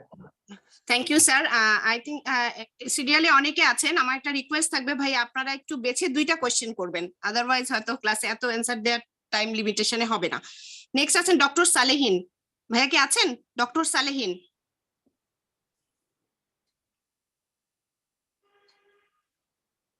ডক্টর সালেহিন স্যার উনি বোধহয় নেই, আমরা নেক্সট ইয়ে করি। ডক্টর তপন ভাই আপনাকে আনমিউট করে আপনার কোয়েশ্চেন জিজ্ঞেস করতে পারেন। হ্যাঁ, স্যার আসসালামু আলাইকুম স্যার। ওয়ালাইকুম আসসালাম। Thank you sir for your nice class sir. Sir আমার কোশ্চেনটা এর আগের কোশ্চেনের সাথে সামঞ্জস্যপূর্ণ, একটু প্র্যাকটিক্যাল স্যার। একজন ভার্সিটি স্টুডেন্ট, সে স্যার সুইসাইডাল অ্যাটেম্প্ট করে কিছু সিডিটিভ খেয়ে আসে। আমরা ট্রিটেড করার পরে সে সুস্থ হয়ে যায় এবং সে নিষেধ করে যে তার ফ্যামিলিতে যেন না জানানো হয় স্যার। তো এই ক্ষেত্রে আমরা কি তাকে তার ফ্যামিলিকে জানাবো কি জানাবো না স্যার? নো, পেশেন্ট যদি ভালো হয়ে যায়, ইন দ্যাট কেস যদি পেশেন্ট বলে যে এটা জানানো যাবে না, ইন দ্যাট কেস জানানো যাবে না। Thank you sir. পেশেন্টের প্রাইভেসি রাখতে হবে কিন্তু এই ক্ষেত্রে। স্যার একটু আমার কোশ্চেন আছে লিংক স্যার। এখান থেকে এই যদি স্যার বারবার সে এরকম সুইসাইডাল টেন্ডেন্সি থাকে, তার থাকে, একসময় সুইসাইড করতে পারে, সে ডিপ্রেসিভ পেশেন্ট হতে পারে, সে অন্য পেশেন্ট হতে পারে, সেক্ষেত্রে তার লাইফ হার্মের একটা বিষয় আছে, সেক্ষেত্রে আমরা জানাবো কিনা স্যার? যদি লাইফ হার্মের চান্স থাকে সেই ক্ষেত্রে পেশেন্ট এইরকম, এই পেশেন্টটা কিন্তু এখন সুইসাইডাল অ্যাটেম্প্ট নিয়ে আসছে, এই ক্ষেত্রে কিন্তু পেশেন্টের পার্টিকে জানাতে হবে ইমিডিয়েটলি রিলিফকে, কারণ সে রিকোয়ার্ড সাইকোলজিক্যাল ট্রিটমেন্ট। এই সাইকোলজিক্যাল ট্রিটমেন্ট কিন্তু আমি দিতে পারবো না, একটা ইন্টারনেট দিতে পারবে না সেটা। সেই ক্ষেত্রে পেশেন্টকে সুইসাইডের অ্যাটেম্প্ট থেকে বিরত রাখার জন্য সাইকিয়াট্রিক ট্রিটমেন্ট যেহেতু দরকার, এটা কিন্তু তার পেশেন্ট পার্টি মানে পেশেন্টের ফাদার মাদার অথবা পেশেন্টের হাজবেন্ড এটাকে জানাতে হবে। না জানালে যেটা হবে, তখন মেডিকেল ইস্যু আসবে যে আপনি বারবার সুইসাইডাল অ্যাটেম্পটের পরে সাইকোলজিক্যাল ট্রিটমেন্টের জন্য আপনি বলেন নাই। না বলা এটা আমার জন্য কিন্তু তখন এটা আমার জন্য কিন্তু মেডিকেল ইস্যুতে দাঁড়াবে। এই জন্য আমাকে এটা ডিসক্লোজ করতে হবে তখন। রিপিটেড অ্যাটেম্প্ট কিন্তু এটা কিন্তু রিপিটেড সুইসাইডাল অ্যাটেম্প্ট কিন্তু এটা সাইকোলজিক্যাল ট্রিটমেন্টের দরকার, যেটা পেশেন্ট নেবে না। সুতরাং পেশেন্ট যেহেতু নিচ্ছে না, এটা পেশেন্টের পার্টিকে জানাতে হবে যে it may do harm to the patient, এবং পেশেন্ট এটা নিতে চাচ্ছে না for the sake of the patient, এটাকে জানাতে হবে। এটা for the sake of the patient, এটা কিন্তু পেশেন্টের অপকারের জন্য বলতেছি না। আমি কিন্তু একটা কথা বলেছিলাম যে ম্যালফিশিয়েন্স, কিন্তু পেশেন্টের অপকারের জন্য বলা যাবে না, নো ম্যালফিশিয়েন্স শুড বি দেয়ার। এখানে কিন্তু নন ম্যালফিশিয়েন্স এর জন্য বলতে হবে যে আমরা তার অপকারের জন্য এটা বলবো না, উপকারের জন্য এটা বলা যাবে। Thank you sir. আসসালামু আলাইকুম স্যার। হ্যাঁ বলো। আসসালামু আলাইকুম স্যার। একটা কোয়েশ্চেন হলো স্যার, একটু আগে যে ওয়াইফ ক্রিটিক্যালি ইল, সে কনসেন্ট দিতে পারছে না, তার হাজবেন্ডের সাথে বনিবনা নাই, সেক্ষেত্রে আপনি বলেন তার পেশেন্টের প্যারেন্টস দিতে পারবে, অথবা এর নেক্সট টু কিন মানে প্যারেন্টস এর যে। আচ্ছা, যদি তার 18 বছর ঊর্ধ্বে কোনো ছেলে বা মেয়ে থাকে সেক্ষেত্রে মানে ফ্যামিলি প্যারেন্টস দিবে না ছেলে বা মেয়েটা দিবে সেক্ষেত্রে? 18 বছরের হাজবেন্ডের সাথে যে বনিবনা নাই সেক্ষেত্রে এটা তো ছাড়াছাড়ি হয়, ছেলে বা মেয়ে যদি থাকে। হ্যাঁ ছেলে বা মেয়ে থাকতে বলা যাবে, সে যদি মনে করা হয় যে হাজবেন্ডটা তার প্রতি মানে কি বলবো সহনশীল অথবা সহানুভূতিশীল না, ইন দ্যাট কেস পেশেন্টের যদি ফার্স্ট ডিগ্রি রিলেটিভ অথবা ছেলে মেয়ে ওটা যদি 18-র উপরে হয়, প্রাপ্তবয়স্ক হয়, in that case they can give consent, তখন বলা যাবে। মানে সেক্ষেত্রে প্যারেন্টস না দিয়ে ছেলে বা মেয়ে দিবে। হ্যাঁ দিবে, কারণ প্যারেন্টস মানে কি তার হাজবেন্ড তো তার জন্য হোস্টাইল। সেই ক্ষেত্রে আমরা যদি জানি যে ওটা যদি বলা হয় যে প্রুভড হয় যে তার husband is hostile for her, সেক্ষেত্রে কিন্তু এটা করা যাবে না। আমরা কিন্তু পেশেন্টের ক্ষতি করব না কখনো, যে ছোট্ট জিনিসটা ঠিক মনে আছে, রাখি সেক্ষেত্রে প্যারেন্টস। Okay sir. ডক্টর সালে আছেন ভাইয়া? স্যার আসসালামু আলাইকুম স্যার। ওয়ালাইকুম। স্যার আমি আপনার direct student sir, Comilla medical থেকে বের হওয়ার পর অনেকদিন পরে স্যার আপনার ক্লাস করলাম, খুব ভালো লাগছে স্যার। আর sir thanks for the nice presentation. Sir আমার একটা কোশ্চেন ছিল স্যার, ওই যে আইসিইউ পেশেন্টটা ইনটিউবেটেড যে রিকোয়েস্ট করছে তাকে টিউব থেকে সরিয়ে দেওয়ার জন্য, স্যার তার যদি মিনিমেন্টাল স্কেলে তার যদি সব নর্মাল আসে, তার ডিসিশন মেকিং ক্যাপাবিলিটি ওকে থাকে, স্যার ওই জায়গাটা আমি একটু কনফিউজড হয়ে গেছি। এখন স্যার ডক্টর যদি তাকে হেল্প করে তাহলে তো স্যার এটা তার ইউথেনাসিয়ার দিকে যাচ্ছে। আবার স্যার পেশেন্টের রাইট আছে তার যে কোনো ট্রিটমেন্ট চয়েস করার অথবা রিফিউজ করার। তো ইন দ্যাট কেস স্যার আসলে লাস্টের ইয়েটাতে স্যার আপনি বললেন যে যদি পেশেন্টের মেন্টাল স্টেট ঠিক থাকে তাহলে পেশেন্টের ওই রিকোয়েস্টটাকে আমরা রাখবো, তাহলে কি স্যার আমরা পেশেন্টকে ইউথেনাসিয়াতে একরকম হেল্প করছি না স্যার? মানে ওই জিনিসটা যদি স্যার একটু হেল্প করছি, কিন্তু আমি কিন্তু ওই স্লাইডে বলেছিলাম যে এই ক্ষেত্রে কিন্তু ডিসিশন মেকিং যেটা আসবে, পরীক্ষাও যদি বলা হয়, যদি কেউ বলে যে হ্যাঁ এটা করলে তো ইউথেনাসিয়ার পর্যায়ে চলে যাবে, তাহলে কোশ্চেন তখন যদি আইইউতে আসে তখন জিজ্ঞাসা করতে হবে যে এটা কিন্তু ইউথেনাসিয়ার পর্যায়ে পড়ে যাবে, whether we should do it. তখন আমরা যেটা করব সেটা হলো কোশ্চেন আস্ক করতে হবে whether we should consult the lawyer or not. এটা আমরা এথিক্যাল কমিটিতে বলবো, জিজ্ঞাসা করবো কিনা। তখন আমরা কিন্তু এথিক্যাল কমিটিকে জিজ্ঞাসা করবো যে whether we should win the patient according to the consent of the patient. Patient কিন্তু কনসাস, অ্যাওয়াক এবং ডিসিশন মেক করতে পারে, সেটা তখন এথিক্যাল কমিটি তখন ডিসিশন নেবে। এথিক্যাল কমিটিতে I have told that ethical committee has got the lawyer, journalist, social worker সবকিছু আছে কিন্তু ওখানে। সুতরাং তখন তারা বলে দিবে যে এথিক্যাল কমিটি এটা ডিসিশন দিবে কি দিবে না, তখন এথিক্যাল কমিটির ডিসিশনটা নিতে হবে। ওইটা হলো ব্যাপার, কারণ এটা কিন্তু এক ধরনের ইউথেনাসিয়ার পর্যায়ে পড়ে যায়। Thank you sir. Next Abdullah Mehedi, doctor Abdullah Mehedi. Doctor Abdullah Mehedi. আসসালামু আলাইকুম স্যার। ওয়ালাইকুম আসসালাম। আসসালামু আলাইকুম স্যার, শুনতে পাচ্ছেন? ওয়ালাইকুম স্যার আসসালাম। আমার আপনার লাস্ট সিনারিও নিয়ে একটা কোশ্চেন ছিল স্যার। হ্যাঁ বলো বলো স্যার সিনারিওটা ছিল হচ্ছে তার তো পার্সোনাল কিছু সমস্যা ছিল, এই জন্য আমরা ওইটা করব না, মানে ডিসক্লোজ করব না, কিন্তু এই হ্যাঁ শোনা যাচ্ছে না, হ্যাঁ বলো।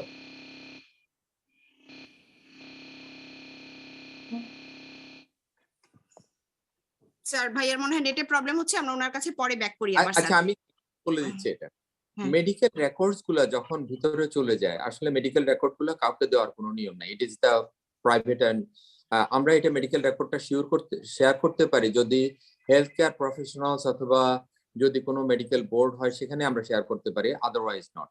আর যদি কোনো এলিগেশনও থাকে সেক্ষেত্রে মেডিকেল কমিটি অথবা মেডিকেল বোর্ড, ইনভেস্টিগেটরি বোর্ড যারা মেডিকেল প্রফেশনাল ওরা বসবে, তখন এটা শেয়ার করা যেতে পারে, নট উইথ দ্য আদার্স। ওরা কিন্তু এটা মেডিকেল কনফিডেন্সিয়ালি এই রেকর্ডগুলো কিন্তু পাবলিকলি যেতে পারবে না, পাবলিকলি কখনোই দেওয়া হয় না। ইন্স্যুরেন্স অথরিটি তাহলে এটা নিতে পারবে না স্যার রেকর্ডটা? ইন্স্যুরেন্সের তো স্যার অনেক ব্যাপার নিতে পারবে না। ইন্স্যুরেন্স অথরিটি শুধু ফাইনাল ডিসিশনটা নেবে যে এই কারণে মারা গেল, ফাইনাল ডিসিশনটা নেবে, আদারওয়াইজ নট। ইন্স্যুরেন্সের এত কিছু দরকার হয় না। ইন্স্যুরেন্স অথরিটি একটাই জিজ্ঞাসা করে, যদি হ্যাঁ প্রশ্ন আসতে পারে যে ইন্স্যুরেন্স অথরিটি জিজ্ঞাসা করবে যে পেশেন্টের কি ডিজিজ ছিল, কয়েকটা কোশ্চেন জিজ্ঞাসা করে, আমি বাই দ্য বাই বলে দিই। জিজ্ঞাসা করে যে পেশেন্ট আপনার অধীনে ছিল কিনা, কতদিন আপনার অধীনে ছিল, পেশেন্ট কি অসুখে ভুগতেছিল এবং পেশেন্ট কেন মারা গেল, পেশেন্টের মারা যাওয়ার কি ছিল, এতটুকুই জিজ্ঞাসা করে, আর ইন ডিটেলস কিছু জিজ্ঞাসা করে না। ওদের একটা ফর্ম থাকে, ওই ফর্মে শুধু ডাক্তার ফিল আপ করে দেয়, ডাক্তার একটা সিগনেচার দিয়ে দেয়, আর কিছুই চায় না ইন্স্যুরেন্স কোম্পানি, আর কিছুই চায় না, মেডিকেল রেকর্ড চায় না কিন্তু। Thank you sir. Okay. Sir আমরা একটু চ্যাট বক্সের দু একটা কোশ্চেন নিয়ে আবার রেজ হ্যান্ডে ফেরত যাই স্যার। আচ্ছা In Dr. Nabina, in case of disease like hepatitis B, HIV, or smear positive pulmonary TB, if patients want to keep it confidential, then what we should do? মানে উনি বলতে চাচ্ছে sir contagious disease গুলো যদি patient secret রাখতে চায়, confidential রাখতে চায় স্যার, সেক্ষেত্রে আমাদের অ্যান্সার কি হওয়া উচিত?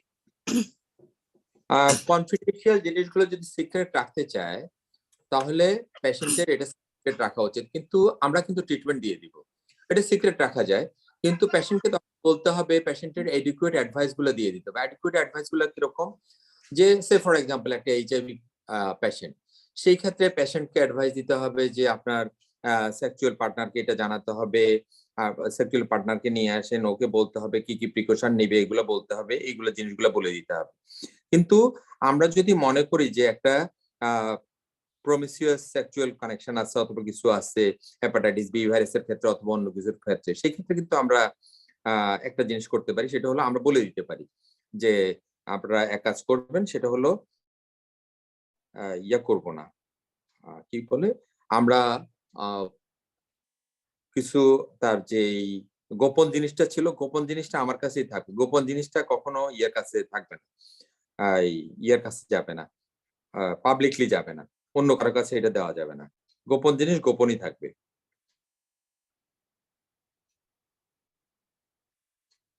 জি স্যার, এরপর doctor Sifat Tasnim, please unmute yourself and ask your question. Doctor Sifat Tasnim. হ্যাঁ, আসসালামু আলাইকুম স্যার। ওয়ালাইকুম আসসালাম। হ্যাঁ স্যার, আমি আপনার ডাইরেক্ট স্টুডেন্ট ছিলাম কুমিল্লা মেডিকেলে। Thank you for nice. Sir, আজ একটু আগে যে মানে প্রসঙ্গটা আসলো সেটা হচ্ছে যে মানে পেশেন্টের তো আমরা খারাপ করব না, আর হচ্ছে যে ফার্স্ট আমরা নিব হচ্ছে তার পার্টনার থেকে, হাজবেন্ড হলে ওয়াইফ, ওয়াইফ হলে হাজবেন্ড। কিন্তু এমন যদি হয় যে ফাইনান্সিয়াল ইস্যুটা তার ছেলে বিয়ার করছে, হ্যাঁ, তার ছেলে বা মেয়ে, কিন্তু তখন মানে ধরেন পার্টনার, ধরেন হাজবেন্ডের ক্ষেত্রে ওয়াইফ চাচ্ছে যে সে ভেন্টিলেশনে থাকুক বা তার সেই ট্রিটমেন্টটা হোক, কিন্তু ছেলেও সেটা বিয়ার করতে পারবে না, হ্যাঁ, তখন আমরা কারটাকে প্রায়োরিটি দিব? এখন এই খরচের উপর কিন্তু আমাদের রিকমেন্ডেশন যাবে না, রিকমেন্ডেশন যাবে না এই জন্য যে আসলে আমাদের দেশে অনেকগুলো এই এথিক্যাল ইস্যু নিয়ে অনেক কথাবার্তা আছে, কথাবার্তা এই জন্য যে বাইরের কান্ট্রিগুলোতে কিন্তু মেডিকেল ইন্স্যুরেন্স, তারপরে গভর্নমেন্টের লাইবিলিটি সবগুলোই আছে, আমাদের দেশেও আছে অবশ্যই। ইন দ্যাট কেস আমরা যেটা করবো সেটা হলো পেশেন্টের পার্টিকে তখন এমফেসিস দিতে হবে যে আমরা কিন্তু এই ক্ষেত্রে ভেন্টিলেটর থেকে উইন করতে পারি না এই জন্য যে এটা যদি উইনিং করে ফেলি, ইন দ্যাট কেস আমরা কিন্তু লিগ্যাল ইস্যুতে পড়ে যাব, আমরা এই লিগ্যাল ইস্যুতে আমরা যাব না।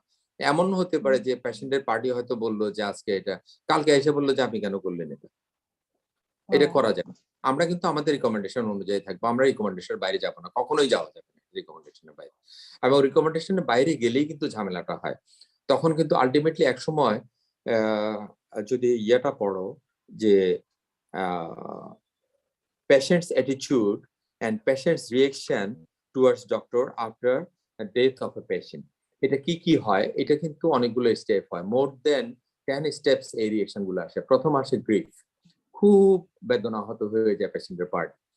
এক সময় তৃতীয় চতুর্থ স্টেজে পেশেন্টের পার্টির অ্যাঙ্গার আসে, যে খুব রাগ হয়ে যায় যে আমাকে আগে বললো না কেন, আমরা আগে বললো জমি জিরাত সব বিক্রি করে কিন্তু আমরা চিকিৎসা করতাম, আমাদেরকে ওইভাবে বোঝানো হয় নাই, আমাদেরকে ওইভাবে বুঝালে আমরা কখনো এই কাজটা করতাম না, ডাক্তার এই জিনিসটা আমাদেরকে বুঝায় নাই। সুতরাং proper education, proper explanation, proper recommendation and guidance following is very much necessary. এই ক্ষেত্রে কিন্তু এই সমস্ত কথাগুলো আগে বুঝাই দিতে হবে।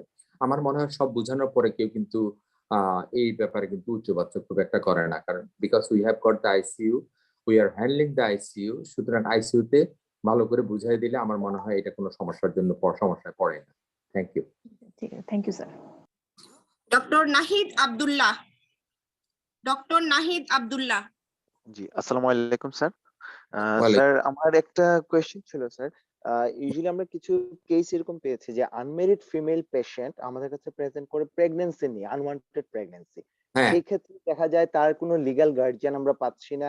অনেক সময় দেখা যায় উনি জব করছে বা হোস্টেলে থাকে, লিগ্যাল গার্ডিয়ান নেই, সেক্ষেত্রে উনি টার্মিনেট করতে চাচ্ছে। সেই ক্ষেত্রে আমরা কনসেন্টটা কিভাবে নিব? আর টার্মিনেট, স্যার আরেকটা জি স্যার, সরি স্যার, জি হ্যাঁ স্যার।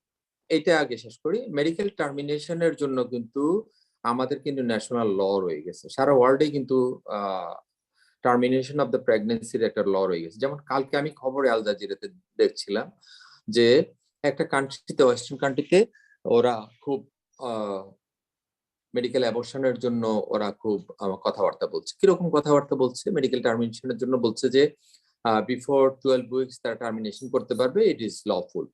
তারা এখন আন্দোলন করতেছে যে 16 সপ্তাহের ভিতরে করতে পারবে। তখন বোধহয় একটু কি বলবো, এটা দর কষাকষি করে it is extended up to 14 weeks. সেটা করলো রাষ্ট্র, সেখানে 14 উইকস পর্যন্ত ভ্যালিড, কিন্তু যদি কোনো মানুষ চায় সেটার লিগ্যাল অ্যাবর্শন করাতে পারে, এটা তার যদি কনসেন্ট থাকে এটা করাতে পারে। এটা কিন্তু কনফিডেন্সিয়াল থাকবে, কিন্তু এটা করাতে পারে। যদি ওই সময়ের ভিতরে হয়, আমাদের রাষ্ট্র যদি পারমিট করে, আমাদের লিগ্যাল ল যদি পারমিট করে, তাহলে আমরা করাতে পারবো, মেডিকেল অ্যাবর্শন করাতে পারবো, আদারওয়াইজ নট, এটা করা যাবে না। এবং স্যার কারণ আমার সেকেন্ড, এটাতে অনেক কিন্তু কমপ্লিকেশন আছে। কিরকম কমপ্লিকেশন? ব্লিডিং হয়ে মরে যেতে পারে, ডিআইসি হতে পারে, থ্রম্বোএম্বোলিজম হতে পারে, রাপচার হতে পারে। সুতরাং এই সমস্ত জিনিস জেনেও যদি লিগ্যাল ইস্যু থাকে, পেশেন্টের কনসেন্ট নিয়ে তারপরে করা যাবে, সেই ক্ষেত্রে ডাক্তার কিন্তু ফাঁসবে না। কিন্তু আদারওয়াইজ কিন্তু এটা করা যাবে না। লিগ্যাল ইস্যুটা থাকতে হবে, লিগ্যাল রাইট থাকতে হবে, পেশেন্ট কনসেন্ট থাকতে হবে, সেক্ষেত্রে করা যাবে, কোনো অসুবিধা নেই। জি sir, thank you sir. Sir আমার সেকেন্ড কোশ্চেন কি, যদি আমি পেশেন্টকে যদি মানে দেখা গেল যে পেশেন্ট প্রসিডিউর, সার্জিক্যাল প্রসিডিউর করতে গেলে করার পরে তার কমপ্লিকেশন ডেভেলপ করলো, লাইক স্যার শকে চলে গেল, সেপটিক শকে চলে গেল, ওই সময় যদি তার কোনো লিগ্যাল গার্ডিয়ান এসে দাঁড়ায়, তো ওই সময় ডক্টরের সাইড থেকে কি কি লিগ্যাল ইস্যু অ্যারাইজ করতে পারে, যে তাদের কনসার্ন না নিয়ে কেন পেশেন্টকে দিল, তখন কি স্যার যদি পেশেন্ট পার্টি চায়, আমি কি উনার ডকুমেন্টস গুলো শো করব? না, এটা ডকুমেন্ট শো করার কিছু আমি নাই। কেন ওনাকে ওটিতে নিলাম বা আমি কেন ওনাকে প্রসিডিউর করলাম, এইটা যদি এক্সপ্লেইন আমার কাছে চাওয়া হয়। Thank you sir. ওটিতে নিলাম তো আমি তো ইয়ে করে ফেলছি, আমি ওতে কনসেন্ট নিয়ে যদি নিয়ে যায় তাহলে কোনো সমস্যা নেই, কনসেন্ট নিয়ে গেলাম তো। আর যদি এমন ইস্যু থাকে, আমি আগেই বলেছিলাম একটা কথা, যে টেনশন নিউমোথোরাক্স আমি করে ফেললাম, সেটা কিন্তু অটোনমি আছে, ডাক্তারের অটোনমি আছে, সেটা কিন্তু আমরা বলে দিব যে আপনার পেশেন্টে এটা মরিভ্যান্ট ছিল, তখন যে যখন তখন মরতে পারতো, এটা আমার কিন্তু আমার কপি আছে, আমার কিন্তু মেডিকেল রেকর্ডস আছে। সেটা মেডিকেল রেকর্ড একদম দেখাতে হবে তা না, মেডিকেল রেকর্ড কিন্তু ডাক্তার পেশেন্টের হাতেও থাকে, কিন্তু তখন এটা রেকমেন্ডেশন শো করতে হবে যে রেকমেন্ডেশন ইজ দ্যাট এটাকে আমাদের এখনই খুলতে হবে, না খুললে পেশেন্টটা মরে যেত। For the sake of the patient এটা করা হয়েছে, for the beneficence of the patient and it is doctor's autonomy. এই দুইটা ফলো করেই কিন্তু আমি করছি, সেই ক্ষেত্রে মানে কোনো নেগলিজেন্স হবে না, সেক্ষেত্রে কিন্তু মেডিকেল লিগ্যাল ইস্যু আসবে না, এই কথাটা কিন্তু ওখানে প্রযোজ্য। জি স্যার, নেক্সট হচ্ছে ডক্টর মাসুদ রহমান। ডক্টর মাসুদ রহমান ভাই কি আছেন? ডক্টর মাসুদ। হ্যাঁ জি, আসসালামু আলাইকুম। Thank you sir for your presentation. Sir আমার দুটা কোশ্চেন ছিল। একটা হচ্ছে sir euthanasia related. Sir euthanasia আমাদের দেশে আমি যতদূর জানি স্যার বাই ল এটা পারমিটেড না। সেক্ষেত্রে স্যার আমাদেরকে আমরা কি মানে কোশ্চেন আইওইতে যদি আমাদেরকে জিজ্ঞেস করা হয় সেক্ষেত্রে কি আমরা এটা বলবো, নাকি আমরা বলবো যে স্যার আমরা লয়ারের বা কথা বলতে চাই বা তাদের পারমিশন নিতে চাই? আচ্ছা, প্রথম কথা হলো ইউথেনেশিয়া আমাদের এখানে পারমিটেড না। এটা পেশেন্টকে বুঝাই দিতে হবে যে আপনাকে এটা নেওয়া মানে আমি ইচ্ছা করে আপনাকে দিকে ঠেলে দেওয়া। এটা কথা বলো যে স্যার মিটিং, তো এই ক্ষেত্রে আমি বলে দিব যে ইউথেনেশিয়াতে আমি যাব না। সেকেন্ড জিনিস হলো, পেশেন্ট যদি ইনসিস্ট মানে করে এবং সে যদি ফুললি ইনসিস্ট করতে চায়, সেই ক্ষেত্রে বলতে হবে যে we have to consult the ethical committee. Ethical কমিটিতে কিন্তু লয়ার থেকে শুরু করে সবাই আছে, সবাই তখন কনসেন্ট দিবে যে এটা করা যাবে না। এথিক্যাল কমিটি কিন্তু এটা কনসেন্ট দিবে না, কিন্তু সুতরাং এথিক্যাল কমিটির অনুযায়ী করতে হবে, এটা অন্য কিছু ছাড়া করা যাবে। স্যার এক্ষেত্রে যদি প্রশ্ন হয় যে আমি এথিক্যাল কমিটিতে আছি, স্যার আপনি যেমন প্রথম কোশ্চেনে দেখাইছিলেন যে এথিক্যাল কমিটির ম্যাম, এথিক্যাল কমিটিতে তখন বলে দিব যে এটা করা যাবে না, শেষ। আমি তো নো বলে দিছি, এটা করা যাবে না। জি স্যার, থ্যাংক ইউ। আরেকটা জিনিস, হ্যাঁ সেটা পরীক্ষার রিলেটেড, এটা প্র্যাকটিক্যাল স্যার, যে আমরা আইসিইউ তে কাজ করার সময় অনেক সময় সরকারি হাসপাতালেও দেখি যে স্যার একটু কথা হয়েছে এটা নিয়ে যে মানে রুগীর টাকা পয়সা নাই বা সে সবকিছু এফোর্ড করতে পারতেছে না, পেশেন্টের এআরডিএস ডেভেলপ করছে, আমাকে এখন ভেন্টিলেটরে দিতে হবে, তখন স্যার আমি কি ভেন্টিলেটরে দিয়ে দিব পেশেন্টের পারমিশন ছাড়াই বা পার্টির পারমিশন ছাড়াই? বা এক্ষেত্রে খরচটা বেয়ার আসবে কোথা থেকে আমাদের? আচ্ছা, যদি গভর্নমেন্ট মেডিকেল কলেজ হয় তাহলে আমরা ভেন্টিলেটর দিয়ে দিই, কিন্তু এর আগে তো পেশেন্টের খরচটা কোথা থেকে আসবে এটা আসলে আমাদের দেশের জন্য খুবই আমাদের কিন্তু কোনো নেই, কি বলে, হেলথ ইন্স্যুরেন্স নাই, কিচ্ছু নাই, আমরা কিন্তু কিছু করতে পারবো না। এটা কিন্তু আসলে আমাদের জন্য খুব ব্যাপার, যে খরচ কোত্থেকে আসবে, এটা একটা প্র্যাকটিক্যাল ইস্যু কিন্তু তারপর মনে হয় যে as a doctor we can not avoid this. As a doctor আমাকে দিয়ে দিতে হবে, আমরা কিন্তু দিয়ে দিতে হবে, কারণ লাইফ সেভিং জিনিসটা আমার করতে হবে। এথিক্যাল ইস্যুটা এইটাই, যে life saving of the patient we have to do, আমাদের এটা করতে হবে, না করে আমাদের উপায় নেই। এখন খরচ কোত্থেকে আসবে সেটা পরের কথা, সেটা অথরিটি এবং অন্যান্যরা ওইটা বিচার করবে। This is not ethical issue, খরচের ব্যাপারটা এথিক্যাল ইস্যুতে আসবে না। Thank you sir. আসসালামু আলাইকুম। ওয়ালাইকুম আসসালাম। Next one doctor Kamanashis Sarkar. Doctor Kamanashis Sarkar. আসসালামু আলাইকুম স্যার। ওয়ালাইকুম আসসালাম। স্যার আমার একটা কোশ্চেন ছিল স্যার, সেটা আমরা ওয়ার্ডে প্রায় ফেস করি, সেটা হচ্ছে স্যার যে হেমোরেজিক স্ট্রোক বা আনকনশাস যে পেশেন্ট গুলা, তো ওই তাদের যে রিলেটিভ তারা হয়তো 1-2 দিন পরে বলে যে আমরা খরচ চালাতে পারছি না, আমরা চলে যাব। তো আমরা স্যার কি করি, একটা বন্ড সই নেই যে আমি নিজ দায়িত্বে আমার রোগীকে নিয়ে চলে গেলাম, এতে রোগীরই হলে। এটা স্যার ইথিক্যালি ঠিক কিনা, এক। আর 2 নম্বর হচ্ছে অনেক সময় বাবা মার ক্ষেত্রে 2 সন্তান 2 রকম কনসেন্ট দেয় স্যার, একজন বলে কন্টিনিউ করেন, আরেকজন বলে না দরকার নেই আমরা নিয়ে যাব। সেই ক্ষেত্রে স্যার আমরা ওই ক্ষেত্রে কোন সন্তানেরটা প্রেফার করব বা করব? যদি স্প্লিটেড কনসেন্ট হয়, মানে ফার্স্ট ডিগ্রি রিলেটিভদের অন্য কেউ না থাকে, তার সারোগেটটার কনসেন্ট দিচ্ছে। স্প্লিটেড কনসেন্ট যদি 50-50 হয়, সেই ক্ষেত্রে doctor's ethical consent is the prime consent, আর কিচ্ছু না। Doctor's consent is the prime consent, আর কিচ্ছু না। কারণ স্প্লিটেড কনসেন্টের কোনো দাম নাই, এক একের কোনো দাম নাই, কিন্তু সেখানে এক একের কোনো দাম। আর যেটা আমাদের দেশে যেটা নিয়ে যায়, আমাদের দেশে কিন্তু এথিক্সের উপরে খুব একটা যে ডিপেন্ড করে তা না। অনেকে যেটা করে, হুট করে আমাদেরকে না জানাই কিন্তু রুগী নিয়ে চলে যায়। In that case we cannot do anything in our country. কিন্তু দেখা যায় অনেক ক্ষেত্রে কিন্তু এসে বলে যে আপনারা কেন বাধা দিলেন না, আপনারা কেন এই করলেন না। গন্ডগোল করলে তো সবখানেই করতে পারে, এটাই। But on the ethical issue it is not granted.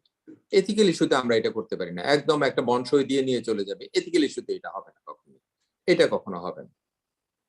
এটা আমরা গা বাঁচানোর জন্য করে থাকি, আসলে গা বাঁচানোর জন্য করি, যে আপনারা একটা চলে যান, এটা চলে যায়। এটা কিন্তু এথিক্যাল, মেডিকেল এথিক্যাল, এটা কিন্তু মেডিকেল এথিক্স বলে না যে এই কাজটা করবেন।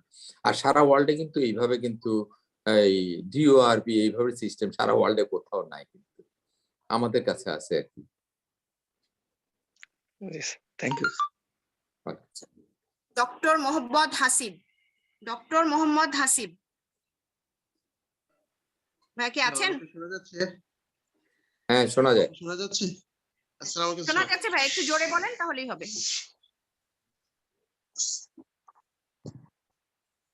আসসালামু আলাইকুম স্যার। ওয়ালাইকুম আসসালাম। স্যার আমার কোশ্চেন ছিল যে ওই শেষ সিনিয়র হচ্ছে যে এই মেডিকেল রেকর্ডের ব্যাপারে, এখানে যদি ল এনফোর্সমেন্টের কেউ পুলিশ যদি ডিমান্ড করে, সেক্ষেত্রে আমরা কি করব?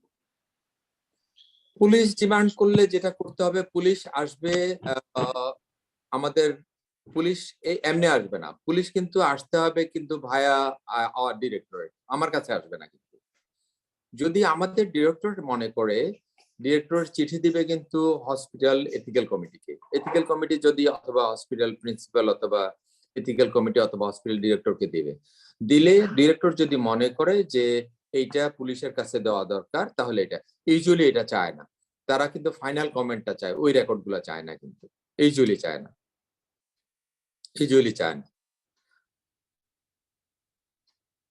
যেমন মারামারি হয়, ওটাতে কিন্তু ফাইনাল কমেন্টটা চায়, ওরা কিন্তু চায় না যে এই হিস্ট্রি কি, সেই হিস্ট্রি কি, এই ইনভেস্টিগেশন কি ছিল, ওটা চায় না, কিন্তু পোস্টমর্টেমেও চায় না, এবং ফরেন্সিক ইস্যুতে ওইটা দেওয়া হয় না। কিন্তু তাইলে স্যার তাহলে কি করা যেতে পারে? যে অ্যাবর্শন হ্যাঁ, অ্যাবর্শন স্যার হ্যাঁ অ্যাবর্শনের ক্ষেত্রে আমাদের দেশের ন্যাশনাল এক্সিস্টিং লটা কি আর কি? অ্যাবর্শন কিন্তু কেউ যদি যদি মেডিকেল আনওয়ান্টেড প্রেগন্যান্সিতে মানে অ্যাবর্শন করতে চায় সেক্ষেত্রে আমাদের দেশের লটা কি? আমাদের দেশের ল কিন্তু ওইভাবে নাই। আমাদের দেশের লটা হলো মেডিকেল ইস্যুতে অথবা অবস্ট্রিকটিক্যাল ইস্যু, সার্জিক্যাল ইস্যুতে মানে অ্যাবর্শন, মেডিকেল লিগ্যাল অ্যাবর্শন করা যাবে, কিন্তু এমনি সেলফ অ্যাবর্শনের কিন্তু ল আমাদের দেশে নাই। তবে 12 সপ্তাহ পর্যন্ত মেডিকেল লিগ্যাল ইস্যু দেখিয়ে কিন্তু এখন কিন্তু করতেছে অনেকে, কিন্তু এই ব্যাপারে খুব একটা স্পষ্ট কিন্তু ইয়া নেই যে আমি অ্যাবর্শন করে ফেলবো চাই, এই ব্যাপারে কিন্তু কোনো ল নাই। কিন্তু আমাদের দেশে এরকম নাই যে ইলিগাল একটা অ্যাবর্শন করবো, এরকম ল নাই, কিন্তু ইলিগাল অ্যাবর্শনের ল আমাদের দেশে নাই। Sir thank you sir. Thank you, sir. Amdadullah, doctor Amdadullah. Sir আমার ওয়ালাইকুম কোশ্চেন হচ্ছে যে একজন পেশেন্ট যদি একটা রোগ নিয়ে আসে তাহলে পেশেন্টের যেমন একটা পা নাই, তাহলে কি আমরা তাকে প্রস্থেসিসের কথা কি বলতে পারবো, না যে রোগ নিয়ে আসছে শুধুমাত্র সেই রোগ নিয়ে কথা বলবো? আসলে আমরা ইন্টার্নিস্ট হিসাবে যেটা বলি, একটা পেশেন্টকে কিন্তু আমরা টোটাল দেখি, আমরা কিন্তু একটা পেশেন্ট হিসাবে দেখি না। যদি পেশেন্টের যদি অন্যান্য ডিজিজ নিয়ে আসে, for example hypertension, diabetes, peripheral vascular disease সব নিয়ে আসছে, আমি কিন্তু ওটা ট্রিট করব। এবং আমি যদি মনে করি যে patient should be referred to orthopedician, he will go give prosthesis, আমি বলে দিব যে হ্যাঁ আপনার প্রস্থেসিস দরকার, আপনি অর্থোপেডিশিয়ানের কাছে যান ওখানে, এটা আমি বলে দিতে পারি, কোনো অসুবিধা নেই। সেই ক্ষেত্রে কিন্তু মেডিকেল লিগ্যাল কোনো ইস্যু আসবে না। এটা পেশেন্টের ভালোর জন্য, আপনি পেশেন্টের বেনিফিশিয়ারির জন্য যে কোনো অ্যাডভাইস দিতে পারেন, কোনো অসুবিধা নেই। এই জন্য আমি কিন্তু মেডিকেল এথিক্সে কয়েকটা কথা বলছি, অটোনমি, বেনিফিশিয়েন্স, ম্যালিফিশিয়েন্স, তারপরে গাইডেন্স, রেকমেন্ডেশনস, তারপরে অটোনমি, এই সমস্ত কথাগুলো বলা হয়েছে। পেশেন্টের বেনিফিশিয়ারির জন্য কত কথা বলা হতে পারে, কোনো সমস্যা নেই, এটাতে কিন্তু পেশেন্টের হার্ম হবে না, সুতরাং আমি এটা বলতে পারি, কোনো সমস্যাই নেই এটা বলার জন্য। ধন্যবাদ sir. Welcome. Thank you very much, sir. I think there are lots of question and answer session, sir. Sir তাহলে আপনি পারমিশন দিলে স্যার আমরা মনে হয় সেশন এন্ড করতে পারি, কারণ আপাতত স্যার চ্যাট বক্সে আর কিছু কোশ্চেন আছে স্যার, ওগুলো নিয়ে অলরেডি ডিসকাস হয়ে গেছে। কন্টাজিয়াস ডিজিজ সম্পর্কে কালকে তুমি আমাকে পাঠাবা, একটু মেইলের অ্যাড্রেসটা পাঠিয়ে দিও, পাঠিয়ে দিলে আমি তোমাকে দুইটা জিনিসই আমি পাঠিয়ে দিব, সেন্ড করে দিব ইনশাআল্লাহ। আমি যখন অপশন, আমি একটা ফাংশনে থাকবো, কিন্তু আমি ইতিমধ্যেই করে ফেলবো ইনশাআল্লাহ, দিয়ে দিব। তো সবাইকে অনেক ধন্যবাদ ক্লাসে থাকার জন্য। আমি I don't know whether it was very much soothing or very much awkward for you to listen this presentation. I don't know. কেউ ভালো লেগেছে এটা আমি জানি না, তারপরও যতটুকু চেষ্টা যে আমরা যাতে এথিক্যাল ইস্যুগুলো ভালো করে মানতে পারি, এটাই ছিল চেষ্টা। সবাইকে অনেক ধন্যবাদ। Thank you, sir, for on behalf of students আমি বলতে পারি sir it was an excellent session. Even আমি স্যার অনেক নতুন কিছু শিখলাম, মনে হচ্ছে পরীক্ষার সময় অনেক কিছু না জেনেই হয়তো পাস করে গেছি। Thank you very much, sir. Assalamu alaikum. ওয়ালাইকুম আসসালাম। Thank you very much.